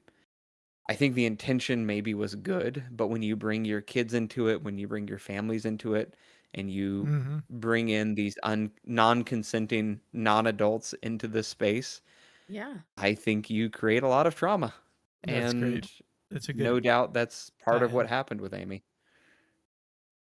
Yeah. Yeah. I think that's very true. And it's like to follow along that same train of thought, only recently have states begun passing laws about family vloggers. And there's a very famous family that has moved twice now, different states in the past, 5 years, because they keep moving to a state that doesn't have really hard laws about children influencers, basically family vloggers who Yeah. utilize their children for profit. And I think that says a lot. But Yeah. but this idea of like Victoria, because Amy makes a comment about like Victoria was meant to be a hero, but she was also expected to be a hero, and she was raised to be a hero, and she's a great hero, but she never had the option to be anything else because she was raised with this intention of being a hero. And even Victoria, when she's thinking about the whole what Carol told her about the whole visualize for basketball, that it was visualize because it wasn't actually real. It was like this extra thing in her life. But when it was cape stuff, when it was hero stuff, power stuff, it wasn't visualize anymore. It was do. It was practical because that was something that they had raised her with the intention to do. And I think Amy kind of is a little bit right with the idea of like that has an impact on you as a kid, that like of course it does, how could it not? But also her she also turns that on herself and is like, this victim mentality that she has is just, it kills me. It makes me so angry. And I almost forgot until someone brought it up. That her oh yeah, I had my first kiss in the birdcage. What the fuck are you talking about, bitch? What do you mean? What the fuck do you mean? And I just bless Jessica Yamada. That little that she does, the little taken aback moment that Amy sees, this moment to just be like, "Oh my god, you believe your own bullshit, don't you?" And that's somehow worse than somebody who knows that it's bullshit that they're spouting. But you fucking believe it. You believe this shit so much that you were like, "Oh yeah, my first kiss in the birdcage." Huh? Huh? What do you mean? I've never been so angry in my life. Woo, we've circled back over into just laughter now. I don't, what? Yeah. Disbelief. I mean, it's which makes it more ironic in a way that she's the one who's now checking up on Bonesaw's work, solely because she completely blames Bonesaw for that. Of like, oh well, I just had my Yeah. fingers cut off. I wasn't myself. Bonesaw made me do it. Jack made me do it. And like, Yeah. oh, but also now I'm working closely with Riley and everything's fine. Like, yeah. This girl, nothing is ever her fault. Nothing is ever Yeah. her fault. Yeah. There's a reason, like,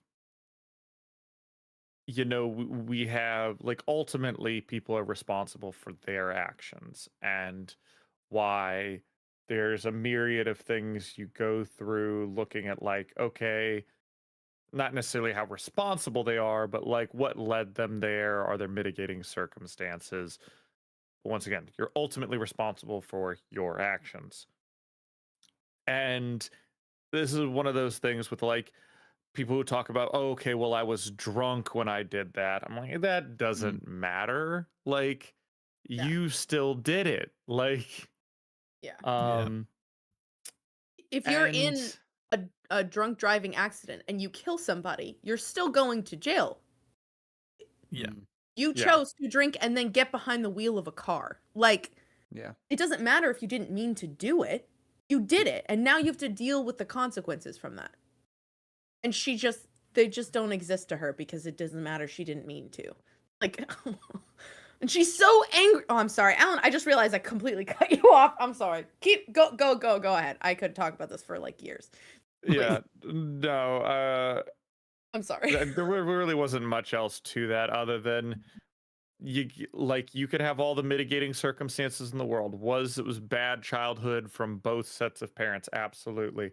Was it, really rough growing up being, a minor celebrity? Absolutely. Did you get a power that probably, because they're, conflict seeking, does not like being a healer? Probably. Um, you know, does that all weigh on you? Absolutely. Were you not in your right mind because you were exhausted and so maybe, pointed like a missile by a master manipulator? Sure. But ultimately, you did the thing. It's just that simple.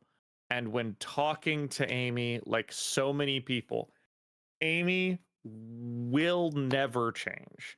This is not one, like, the amount of resources it would take to change Amy's mind, if that could even happen, would be like years.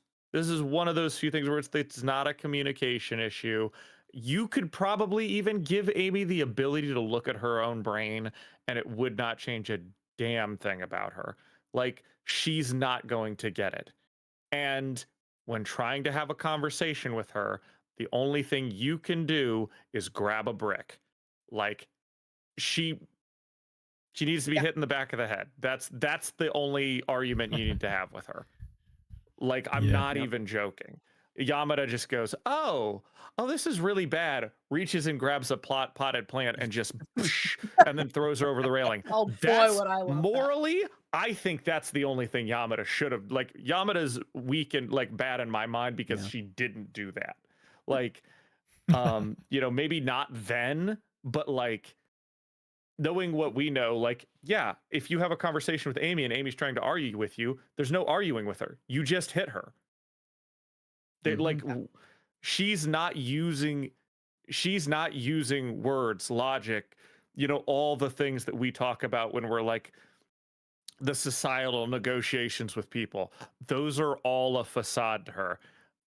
It's the same way that we talk about for those of you who have seen Freerin, the demons use human interaction and language and stuff.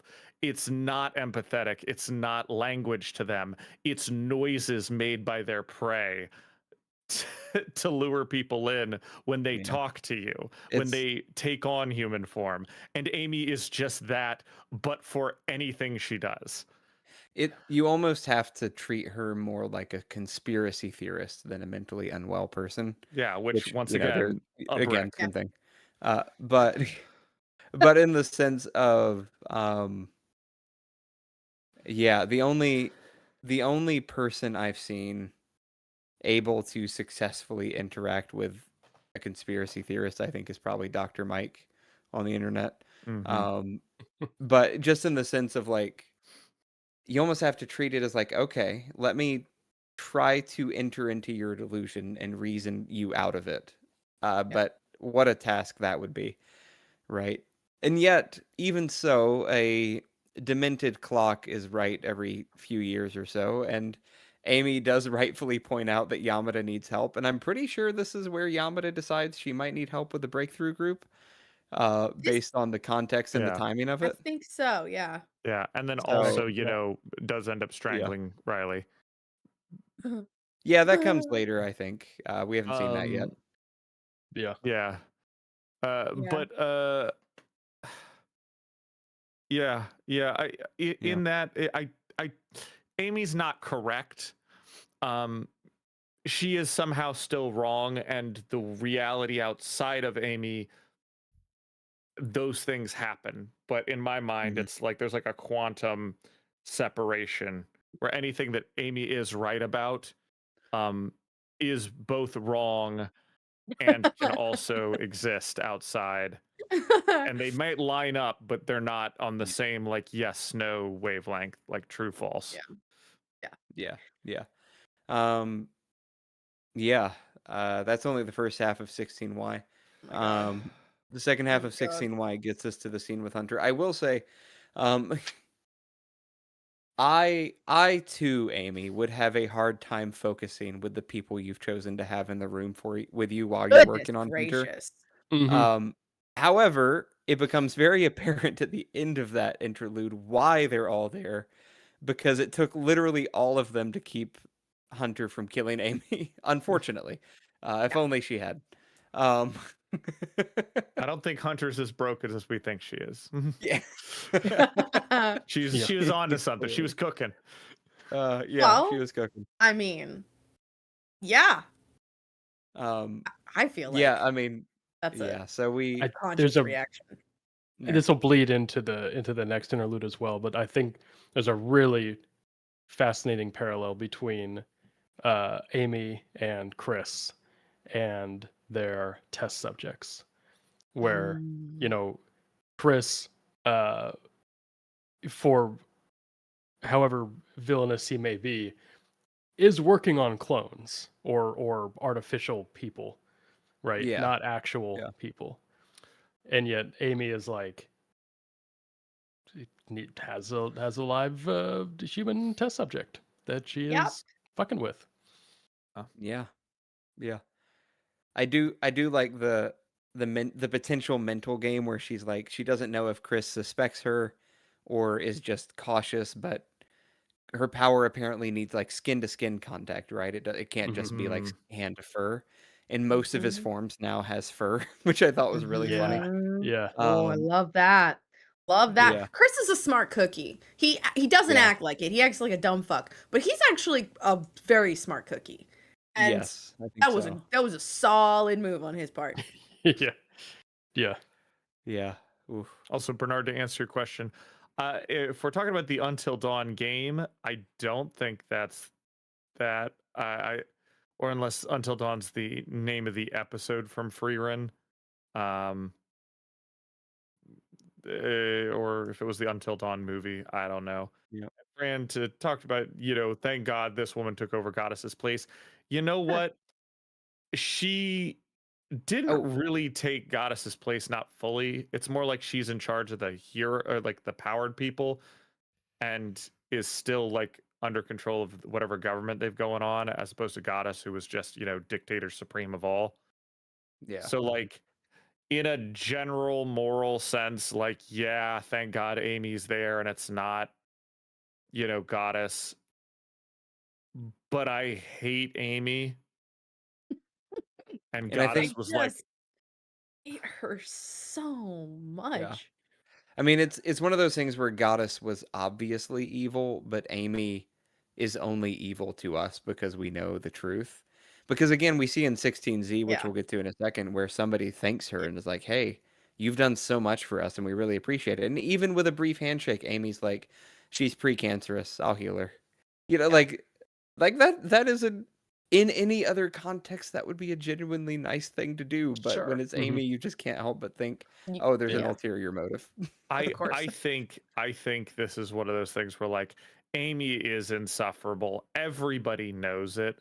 And sure, she has the Healy power, but this is like, you know, what if Yeah. the one person who can do things like cure cancer is an insufferable bitch? And like you just gotta grin and bear it all the time. So if you spend like 5 minutes with her, you're like, oh, it's nice to meet you. Handshake is nice to meet you. That's great. If you spend any amount of time with her, you're like, oh God, like she's the worst. I don't think that's just a result of being inside her head. I think it just makes you hate her more when you're inside her head, also. Like, Yeah. we were talking about this before when Hannah was screaming no, no, no from the other room in regards to anything Amy opened her mouth to. But That was this afternoon. I think one of the reasons that Amy is like all-time goated villain for me, like I think is number one for me in terms of villains, is because Amy is such a personal villain. She is not almost an abstract political force like Goddess is, or like Hitler was, or like Darth Vader or Palpatine. Like Palpatine and Darth Vader blow up a planet full of people in episode 4, and Darth Vader's still one of the most beloved, and even Palpatine, like some of the most beloved characters, because they're goofy and they're fun and they have flair and whatever. And the problem with Amy is that she's such a personal one-to-one hatred for another human being, even though she's a fictional character, and she's so human and so banal that like she could be putting cream cheese on a bagel, and the reason she would be doing it and why should we be doing it would make you want to strangle her. Like, the only person I can even think as frustrating as this is worm adjacent, but the Zizian cult that gets their name from worm, like the what are they, the realists or real moralists or something like that. I don't know. It's I a have no idea what you're talking whole about. like AI cult, but they're Oh, named real life. after they're named after the Simurgh from Worm. Oh, really? Because That's they funny. believe in like this Terrible. whole like you've got to like morally rationalize everything. Like, why am I doing this? What's the most morally efficient thing to do? And like listening to like stories about them and like the creator, main person, you're just like, this you very much get, like, because they love Taylor, they love a lot of worm writing because it's all of the like, okay, but what's the most morally justifiable, like what does it take to save the world kind of thing. Mm. They just are like insufferable as human beings because they have that like, oh, I'm putting the cream cheese on the bagel because of like these moral reasons, and that will lead to making sure that all the AI when it becomes uploaded will be beneficial and won't become, I put cream cheese on my bagel. yeah. And it's like, well, normal people just put the cream cheese on the bagel because it tastes good and then you eat it. Like, some people think about calories, and some people think about, okay, like dairy, or like it came from, where it came from, maybe. Most people Oh don't no, make not it the a milk. cosmic freaking issue. And like, oh my gosh, Amy is that sort of level of bullshittery for me. So just, I was trying to figure out why the banal delusion of doing these terrible things is so like upsetting when you also have people like Pol Pot that have existed in real life, and I don't get nearly as upset as I do about them. Well, it's the personal villain is always the more intriguing one, right? It's why, again, he is popular for different reasons, but it's the even Snape versus Voldemort, I feel like. And yeah. Oh, We need to talk J-Man about just that. said what I was gonna say. Can we please J-Man talk just about said what that? I was gonna say. Amy was Please. definitely dating Goddess at one Okay, point. they that was, said that before when Amy and Bianca showed up. did Yeah, they but say like, that before? it wasn't. But like, They said they were together. okay, Okay, listen. gotcha. But like, Because they're I together felt like that was more implied. versus and Amy then- being was like, we're more dating. implied, but It they was were more like, implied, we're and then Amy and this together. one's like, And then and they then said Amy the and word this one's date. like, when I was dating B, and just leaves it at that. I'm like, oh, it's definitely Bianca. It's got to be Goddess, right? Like Holy she was dating fuck. Goddess. That's it. Yeah, and yeah, she's saying how Me? like, oh, I met someone, I might Or move out of the city soon. Meow. Yeah, I miss so much. no, This I is why you totally, guys are here. You because guys I immediately chat. was like, oh, who is she dating? And the only person I could think made sense Holy was Goddess. And I was like, oh, I Yeah. bet she was dating Goddess at the time. Yeah. Yeah, and then like Fran said, Amy says she's met someone, she's thinking about moving out of the city soon, talking to Yamada, and Yamada's like, maybe that'd be a good thing. Why? Because Goddess wants to get her planet back. Yeah. So, Good lord. Yeah, I like that. I imagine it's like, yeah, my girlfriend wants to leave town. I'll probably go with her. Yeah, she wants to yes, take her planet leave, back. please. Yeah. But also, Oh. also the fuck. Oh. Yeah.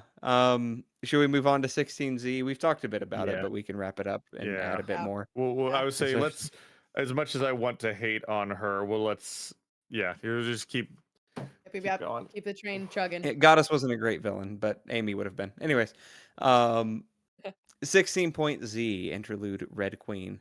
The Red Queen and her entourage walk to Chris's lab, and Chris tries to manipulate Amy into making a fake Victoria. Flashback to Amy's visit with an unconscious Amy. Amy and Chris, or unconscious Victoria, Amy and Chris begin creating giants. The So, there you go. yeah, there was a comment on the parahumans bit for this chapter that I really liked, because it was something I was feeling, but I just wasn't in the right headspace to like put it into words for my own brain. But basically they were saying how, again, paralleling Amy and Chris here, because Chris is an asshole and a villain, but he's a villain like our Undersiders are villains. Like, he's a clone of, I mean, he's essentially a clone of Lab Rat, but yet is choosing non-human subjects, is doing everything he's doing for so that this, planet can defend itself, prepping for, some eventuality that is yet to be named and terrible. So like, yeah, he's a bad guy, but half the stories are bad guys. Like, he just kind of fits in. And the comparison between him and Amy, and specifically his ability to recognize that and call her out, is great. And I really like their dynamic. It's kind of what you were saying earlier, Nick, where like the direct approach doesn't really work with Amy. And Chris is just like, well, fuck it. I'm going to be as direct as hell anyway. Yeah. Like, Yeah. listen, bitch, you're fucked up. Are you ready to accept that yet? Because if so, cool, we can make it work. I mean, that's why I'm here, like, but you got to want it. It's That's really so interesting. I loved their little dynamic towards the end in a terrible way, but I loved it. I would love for Jack Slash to come back from the dead to like see where his little his little things that he's planted go off to look at Amy and go, oh fuck, and be like disgusted at her, like, Oh. jeez. It's those memes where like Satan's like, okay, slow down, okay, God. Yeah. Like, I just wanted you to like turn people into goo monsters. I didn't want you to be like this bad. Like, god damn. I was Yeah. thinking about this. Slaughterhouse the other Nine is day, going Patreon. vegan after this. God. I was thinking This is about just- this as like her past and how she was raised and like the whole being raised to be a hero. And I think someone said this earlier in chat, the whole thing about like part of her, tragic backstory is that her dad, Marquis being a villain and, abandoning her to the heroes, basically. And honestly, I think she probably would have been a better person if she had just been raised by Marquis, because she would have just been raised a villain.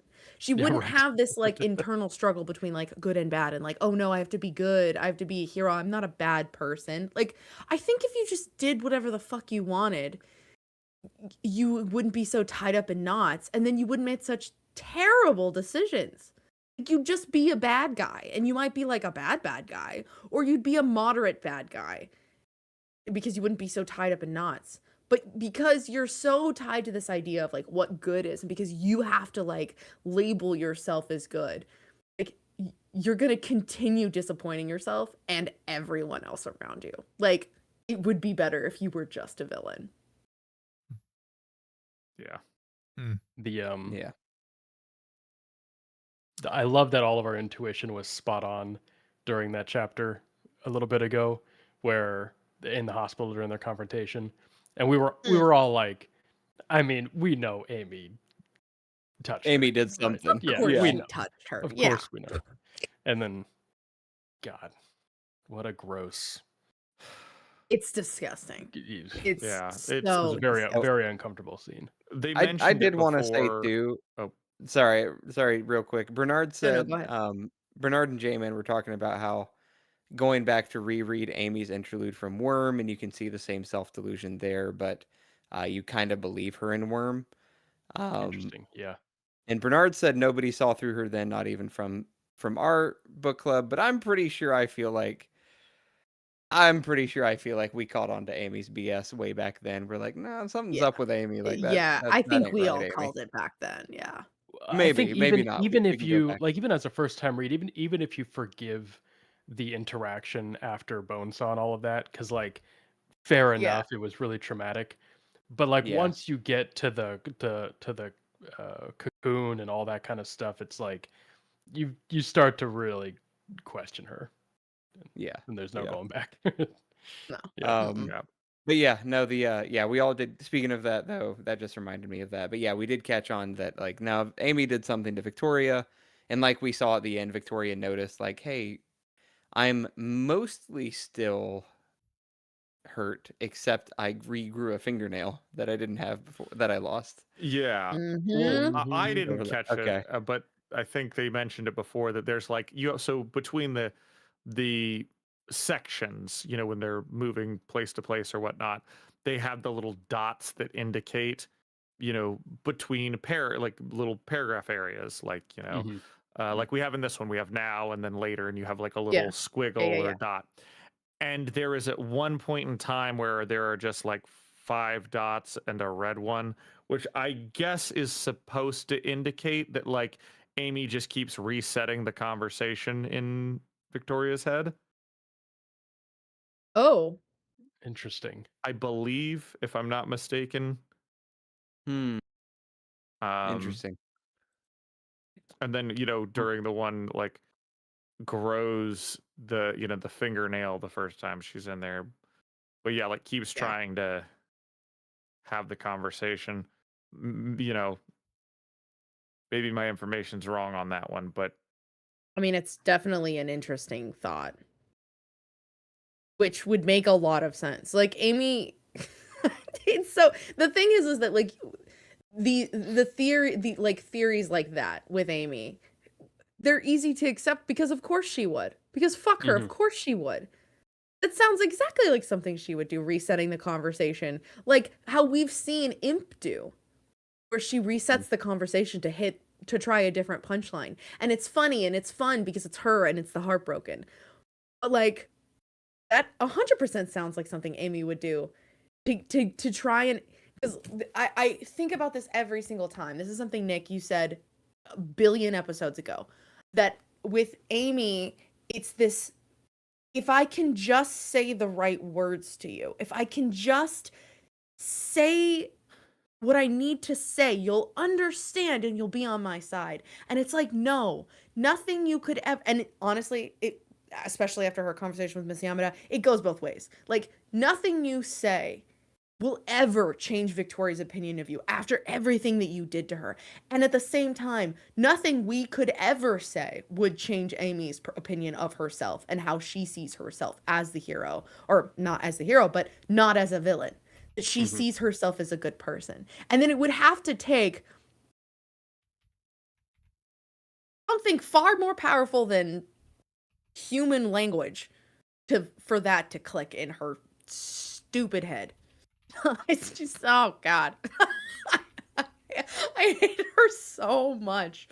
I don't think I've ever hated anybody like this, like in media, in literature, like because we love a good villain, but I don't think I've ever hated somebody as much as I hate Amy. Which is, and wow, just wow. There's the closest I was literally thinking through just right now, like my favorite villains, all this kind of stuff, and like who did I Yes. really love to hate? And there's some good answers, but the one that I kept coming back to, and I forget the character's name, but the evil guard in the Green Mile. Have you ever seen the Green Mile? Oh my gosh. I long. specifically is haven't because I know that I don't need that yeah. in my life. There's just a uh, So evil hate- character. Yeah, that just, so bad. Yeah, I won't spoil it. It's a great movie. Everyone should watch it. But like, yeah, It just is. the characters that are just so caught up in themselves, and there's just Yeah. zero redemption. I mean, honestly, in a lot of ways, it's very Joffrey from Game of Thrones. It's the same idea. Mm, It's just Mm. you know, so what makes selfish. them so great is just how gone they are. Like, there's no redemption. Yeah. And the audience doesn't want a redemption, right? Sometimes you get a villain and you want that redemptive arc and all that kind of stuff, but like Yeah, for sure. we don't want that. I would be so mad if Amy got a redemption arc. Yeah. She Be awful. no, she doesn't. Yeah. She doesn't. Al and I were part of our conversation this afternoon. I was saying that like talking about the whole idea of, if you rob a bank, regardless of what your reasons are, and you get caught, you're gonna go to jail. Like that's just and now that's on your record. And like because of Amy's whole comments about like, oh, everyone's talking about me behind my back. Like, oh yeah, everyone's talking about me. Like, well, no shit. Like, you made a choice. You got caught. Like, with the bank robbing analogy, like you robbed a bank, you got caught, you served your sentence, and now it's on your record. And now every time you go to a job interview, that's going to be something that people will see. And you probably will never get a job as a bank teller because you robbed a bank. Like, unfortunately, because of the decisions you made for your life, like there are certain avenues that will never be open to you now because of those choices. That doesn't mean that you don't get to prove yourself, to serve your time and to prove yourself and to seek redemption and to do better and to recognize that you made a really bad fucking decision and change your path moving forward. But those consequences still hang on because that's how life works. And if I could see any sort of path for Amy where she could recognize this at all, then okay. I wouldn't change my opinion of her whatsoever, but there's just I cannot at all see her recognizing her own self and being like, huh, no, that is something I brought on myself, and I do have to live with the consequences now. Like, okay, babe. All right. Mm. Yeah. Yeah. For It all does. those who want Amy to... is a good. Oh, go ahead. Go ahead. No, go ahead, Michael. Just for all, we figured out if you want to go back and listen to our worm reactions to Amy, initially go listen to our 11H episode. It is arc 11, chapters A through H. That's the episode title. Yeah, and then I think I think they were saying too, we reacted to the parts in the bank robbery, which was a bit earlier, I want to say. Those don't even count because those are just a moody teenager and her it's not a bully lot of sister context. showing up. Yeah. At that point. Yeah. Imagine if we caught it that early on. Yeah, that'd be crazy. Yeah. Yeah, something about Like, this panacea. I will say I do think there was an implication, perhaps, like if you go back on a reread, Tattletale may have made some implications that Amy had feelings for Victoria. Yes. That It weren't. does, but At the it's not bank? in Yeah. context that you can Yeah. make any assumptions. It's not in a about. context you would understand until future. Yeah. So Right. it's one of those like retroactive context things that definitely We get make the you most realize, context oh, in yeah. H, 11H. So Yeah, which is the Slaughterhouse 9. Yeah, I might go back and with listen to recruitment that. right. phases. Yeah. we gotta go listen to our not the old recruitment stuff. phases. It'll be fun. So long ago, gosh. Maybe it is. Yeah, I think it was Get the us now. recruitment phase because Yeah. that was Yeah. where it was a bunch of lettered crap. interludes where we Yeah, were 'cause talking it's about 9 of 'em. each of the members trying to recruit people. Yes, Yeah, that's it's right. It's all their recruits. Yeah. Yeah. Yep. Yeah. April 22nd, 2024, by the way. That was kind of crazy. 2024. Lord have Holy mercy. shit. 2 years ago.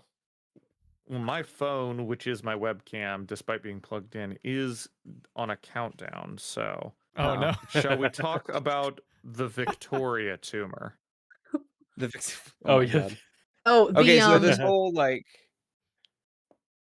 Wait, hold Yeah, on. okay, Wait, so somebody said it in Somebody said chat, and it was the so glory good. growth. the Vicodin patch. oh my gosh. Their Vicodin patch.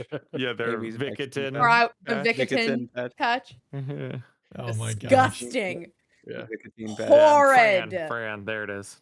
That's done, Fran. hilarious. Of course it was Yeah, Fran. very good. Gross. Truly horrid. The end tumor. I Mm. That's good. the Entumeries. Yeah. Yeah. Okay. Yeah. the so Amy's version of self-control is interesting. And to she me. said Antares. I thought she was a cancer. Oh my That's God. good. That's very good.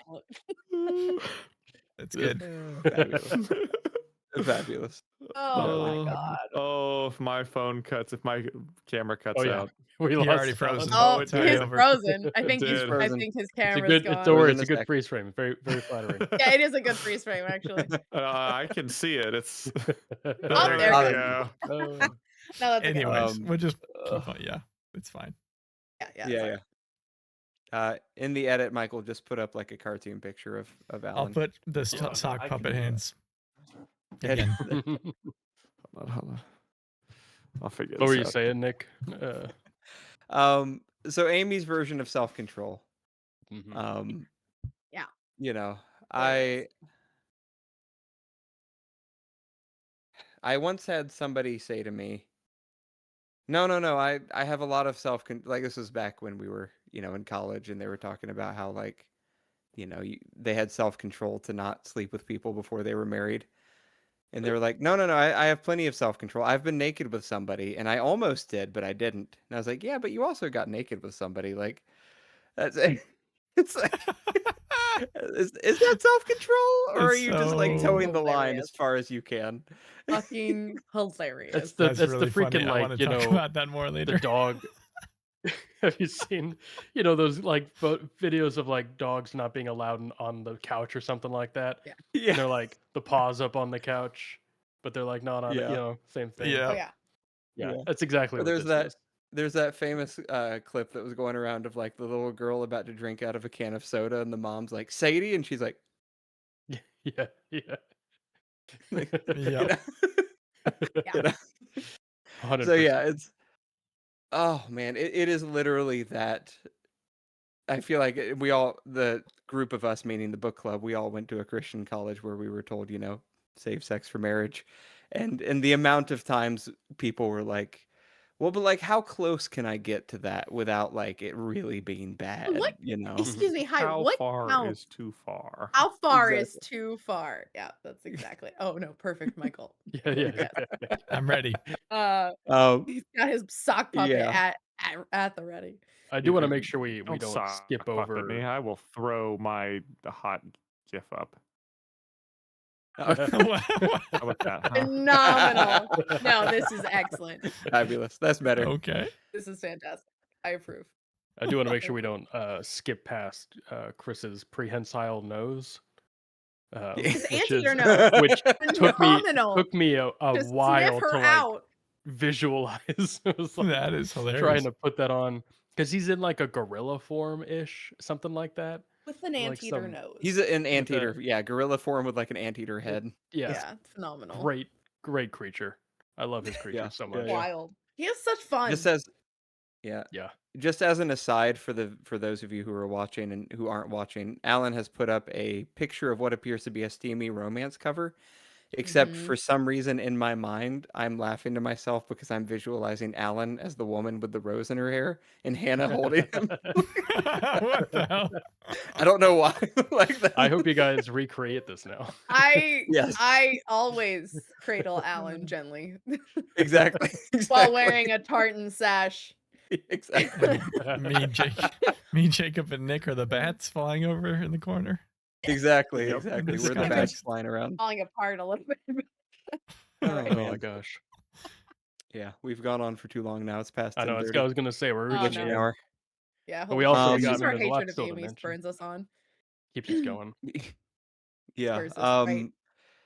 What I they just make think is of it. But yeah, no, the prehensile nose is great, and the scene where I'm like, That's amazing. I'm like, oh, is Chris about to become a terrible person? And I'm like, no, Mhm. he's just exposing how bad Amy is. Okay, cool, we're good. Yeah. I love it because he's like, he moves her shirt and she's like, what are you doing? And he moves her bra strap, she's like, what are you doing? And then it's like, oh yeah, that's what I fucking thought. And you're like, oh yeah, no, confirmed. Amy's Yeah. just the worst. And I think it may have been Fran mentioned it earlier, but they said how, or somebody said in the chat how every time Amy grabs her heart, Yeah, and then Bernard you said realize that. why she's doing it. Yeah, Bernard said that maybe. Somebody said that. Yeah, like Ill. every time she's Mhm. grabbing at her heart, and then you realize why she's doing that, and you're like, Wildboat Oh. did write something I was very appreciative of because it's also how I think when I'm like trying to write stories. Because during that scene, and you're like, Chris, what are you doing? And then Wildboat puts in the line, completely. This was completely non-sexual. Like, just make sure it's very clear. Like, Yeah. you can't read into this. This is just he's just smelling, sniffing out her bullshit. But I was like, Yeah. thank you, Wildbow. yeah, for clarifying. Yeah, I Yeah. appreciate that. I'm sure there is at least one fan fiction, but we don't need to go there. Yeah, we There's don't always need a it. fan fiction. No. There's always a fan fiction. There are some things, there are some fan fictions that don't ever need to happen. There are some fiction They Anything to all do with involve a Amy. minor and anything to do with Amy. Oh, should God. not be, Unnecessary. not be fans. And It should not unfortunately, there's a exist. lot of both. That like there's Oh, a sure. lot of overlap in Gross. those. Of course there are. Yeah, That's yeah, yeah. disgusting. Come on. Yeah. What they making? Oh, they're cooking up giants, I guess. It seems cook up- almost like they're reminiscent of the Titans, of the Dauntless Titan. Mhm. Indeed. And they're making 8 before the day's out? Before the day's out, and 'Cause the implication Great. is correct me more. if I'm wrong, but the vibe I got is that they're creating them and they exist on multiple dimensions. Like Ugh.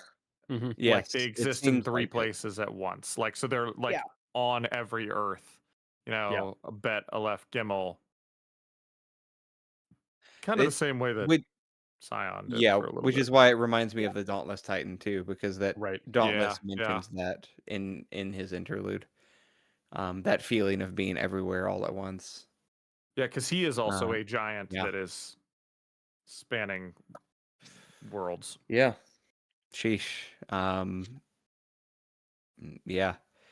Chris pulling a very bonesaw move here. He's like, yes, I got a scan of Chevalier while I was in PRT custody. Don't worry.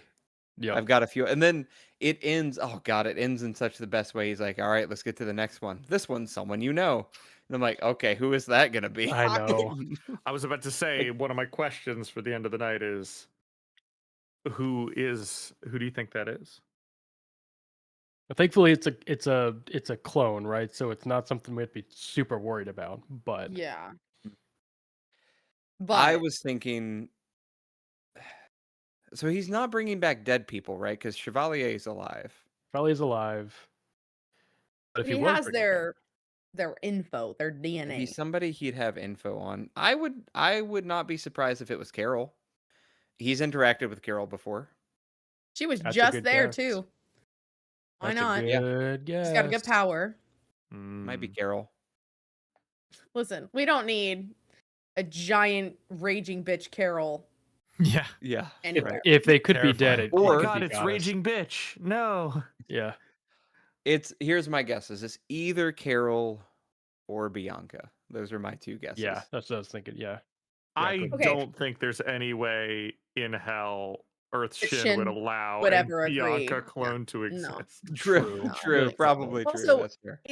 It also depends on like how capable, functional the clones are in terms of power and in terms of like reactivity and stuff like that. Because it would be really dangerous to have a full powered Bianca clone out and about. That could be a terrible idea. Yeah. The implication is they have some type of similar power to what Yeah. they have. So, yeah. Carol's a great guess. I like Carol, yeah. That would be an interesting one. Arms Master, honestly, there's a lot of potential Yeah, options. it feels like one of the big wigs at the Wardens. Like I who was was there when they were I there, Yeah. feel like kinda. it Weld. would be somebody Amy interacted with though, right? Like he wouldn't just say that if it was just like if it was like Yeah. Yeah. Arms Master. Like I feel like he wouldn't say that like, oh, it's somebody you know. Like, Ooh, what about like well, Bonesaw? yeah, Nilbog Amy or knows a something? lot of people. Yeah, Bonesaw, Maybe Nilbog, Bonesaw. Maybe one of Bonesaw is those not a bad groups. choice Yeah. either. It could be Yeah. Crystal. Yeah, it could be Oof. Crystal. Could be one of the dead members of their family, right? Who's passed Mm. away? Eric and who else? Sarah. Well, the aunt is Uh, back.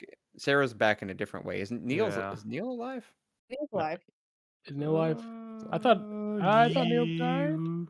Big Wasn't he at No, Neil. the no, no. barbecue? His wife. Died. His Oh, wait, he no, was. no. Actually, I don't know. I'm not gonna No, pretend I Neil do wasn't know. at the barbecue. Hmm. I thought that was the other one. That family's so weird. Yeah. Yes. There's another one The that barbecue I would I'm hate to go to. I'm missing out that isn't related to them, but they Neil considered aunt and uncle. Dallin. No. Neil Pelham. Well, Neil there's Pelham. Mike, the brother-in-law. Mike, Is that's who I'm thinking of. Mike who died? Yeah. It's Somebody else Mike, died. and Mike's Pelham. first partner was the one that got murdered that stopped New That's Wave right. from happening, or whatever they were called before New Yes. Wave. And this is his new partner. Mike and Floor. Yeah, Right. Floor. That's what it was. Floor. Yeah. Yeah. Some good guesses. The other question I have is, what do you think that Breakthrough did? Oh, right. That Defiance pissed at. Oh, Yeah. Yeah. could be anything. Yeah, no, I know. Neil was killed by Leviathan as well, so it could be Neil. Sorry. Okay. What did Yeah. you ask, Alan? I missed it 'cause I was reading. What do you think that Breakthrough did that pissed Defiant off? Basically, what are our predictions for next time? Yeah. I think my fun theory is that whatever they did created a bunch of broken triggers, like we saw glimpses of early on in the series, where They like fucked around with shit and like found yeah, out. like shard space was opened and just like random unprompted triggers happened. Mm. Something like that. Maybe every time they did the whole crystal exchange thing to like heal themselves, or when Victoria goes through that, like maybe that punched a hole. Every time they went through, it punched a hole. Oh, 'Cause like they're opened up messing more with- portals. Opened up more like it let through another, not Amy, but another Well- Victoria on the other side. Not necessarily portals, but more of just like it caused havoc and like the because it feels like her just the interaction with the crystals of like looking in, seeing images, like that doesn't feel like it would do too much. But the actual jumping into the dream world, potential problems, and then by like healing themselves by going through the crystal and doing that like swap out thing, that it fucked with shit in the real world. Yeah, I don't know. I'm seeing more perhaps like they were monitored, right? Because she said that when she attacked whatever was powering Teacher's agent, it seemed like the mob of thralls like lost a bit of their. It's like they reverted back to trying to save Teacher from his agent, right? Which was kind of a weird moment there. So it makes me think maybe they were monitoring the thralls, they were monitoring shard space, and maybe Yeah. even they were prepping to go in and take things down. They Oh, had a yeah. plan, and then Interesting. Dragon's like, wait a second, something's happening, and they see basically what Victoria does in Right. stopping Teacher, but it wasn't as delicate as they would have done it, and it messed up something with their plans too. Ooh, what if That's it Or threw even like off? ruin shards, perhaps. Yeah, what if it what if they're responsible for like Contessa's weird behavior going on right now? Because like if Path to Victory couldn't account for future fuckery in the Shardverse, and so now her Path to Victory is all out of whack. I don't know. Yeah, Ooh, Yeah, something I like that. that. That's good. Be interesting. Damn. Whatever it is, fine, it's right. I'm excited. I will say Well, this is yeah. probably the first time where I actively had to stop myself from reading Yeah. the next chapter in the next arc. I Patriots. haven't had that Called it. happen since Worm. That's what they were saying. Yeah. Yeah, there's been a few good arcs that I really liked, and I was like, okay, great, yeah, I'm having good. I'm having fun, good time reading Ward here. But I agree. I think it hasn't been Page turner, edge of your maybe. seat. Yeah, really. But I agree. I am very curious. I'm very excited to keep reading here. So Sure, for sure. All right. I'm tired. Yeah, I'm asleep for very cheeky. tired. I know you asked us about our favorite villains, but I think we're gonna have to We'll save that. bring that up next Very time. true. Maybe that's some Um, Patreon content. Ooh. It just talks about some all-time villains. Like, Yeah. I would love to have a villain conversation for Patreon. I think that would be a lot of fun. I That'd be also good. had an idea for a series where we just called Ask Jacob, and we just bring Jacob our questions and he has to just answer them on the spot real quick. And Gotta I get thought that Jacob a would be big really chair. fun. I I don't thought like it would this. be a really fun Patreon idea because like it hit him with like some interesting writing questions, media questions, personal questions. Oh. I don't like where that's going. I don't like the implication there. But I'm down. If I'm not wrong, Jacob, you'll be in a new recording place next time we record. I'll be in a 2 new weeks. studio in a couple. What? Yes, moving. my background will change. I'm moving. But you really are? Yeah. Yeah. He's got a house that he's moving to. Damn. Okay, you say that like I bought a house, like No. like I'm I- a 1%. yeah. That's very Okay. exciting. He's moving It's- to a house though. It's still true. Yeah, It's still moving awesome. to a house. Fantastic. Well done. Yeah. Yeah. See, I'm not on when you guys all game together, so I'm behind on some of Yeah, this yeah, knowledge. true. Okay. Sorry about that. But But yeah, yeah, you'll have to. I'll need. Patrons can advise me on what I need to have on my background. right. So, yes, please. Yeah. Everyone good with the 8th in 2 The weeks. 8th. That's a Monday. Mm-hmm. Back Monday to again. Monday. Yes, back to Mondays. I Yes. do be. like Mondays. Yeah. Yep. Should be good. yeah, Okay. well, I'm just giving no. What are we reading, Alan? Ooh, because we got another 100. We are almost accelerating to the end game. Yes. 1,000, and it's gonna. Let me tell you, it's gonna be hard not to want to read through this. Oh no. Okay. So maybe we read 17.1 to 17.6. Yeah. I think that's a good. Okay. I'll repeat that 1.6. because you were not close to your mic. We're reading 17.1. No, you're fine. To 17.6 in 2 weeks on the 8th. Holy shit. We're so close m- to the in end. June 8th. We're getting there. We're getting there. And patrons, please advise what Jacob should do to his new background. Hmm. And if you're interested in Hannah's Jacob question segment, let us know. And thank The you Jake for bearing with us tonight with the crazy internet. Thanks for all the commenting. Yeah. As for bingo, I got 2 bingos. I don't know about anybody else, but I have Oh, yeah, having give the us the slightest bingo. amount of sympathy for Amy before going back to fuck Amy. Jacob doesn't talk for 10 minutes. Someone completely misses a reveal. Hannah cries. Fuck Amy. Alan rants. Someone predictions come true. That's my double bingos right there. And then I also had cat on screen, fuck cradle, love for shard space, and technical difficulties. Next time we will also maybe in the villain thing talk about alternate spaces because we've talked before about how they are bad and boring, and this is honestly I don't think that much of an exception. Ones we did not get. Chat gets Nick to mention his favorite villain. Y'all didn't even try, but we'll get him next time. Michael has Do to you guys reel mean them Kaiser? in. Is that what? Yeah, oh, it doesn't count now. It's too late. A bold joke, especially with Nick with his guns out. Nick goes full parent teacher, which had you had to leave like you came Yeah, in really from did. it, 5 but you minutes had in, to leave I because walked of into it. the That would room. have been Yeah. even better.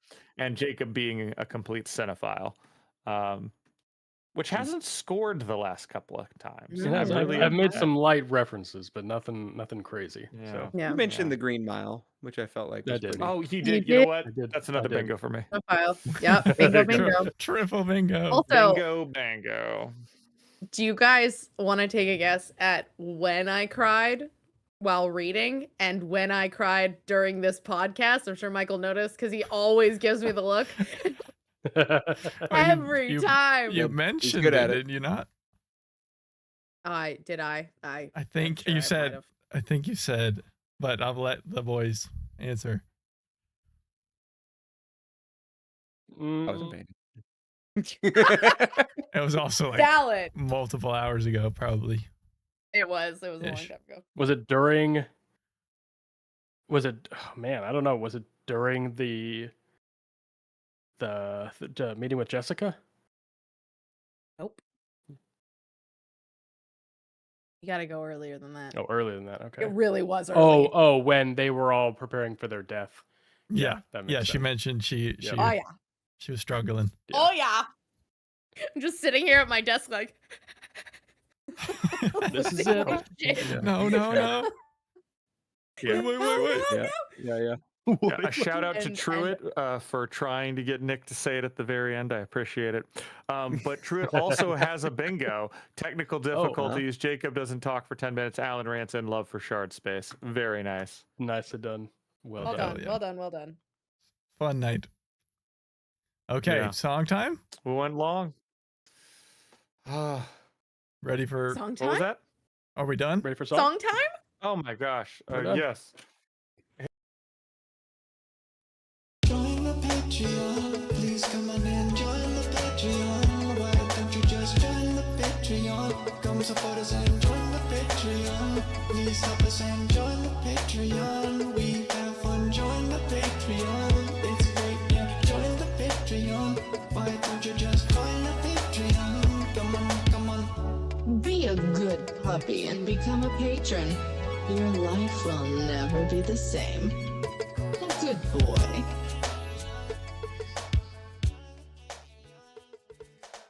Hey, you perfect. Okay. We will see you on the 8th. Thanks for everything, guys. Yeet. You're the best. You're the best. Bye. Bye.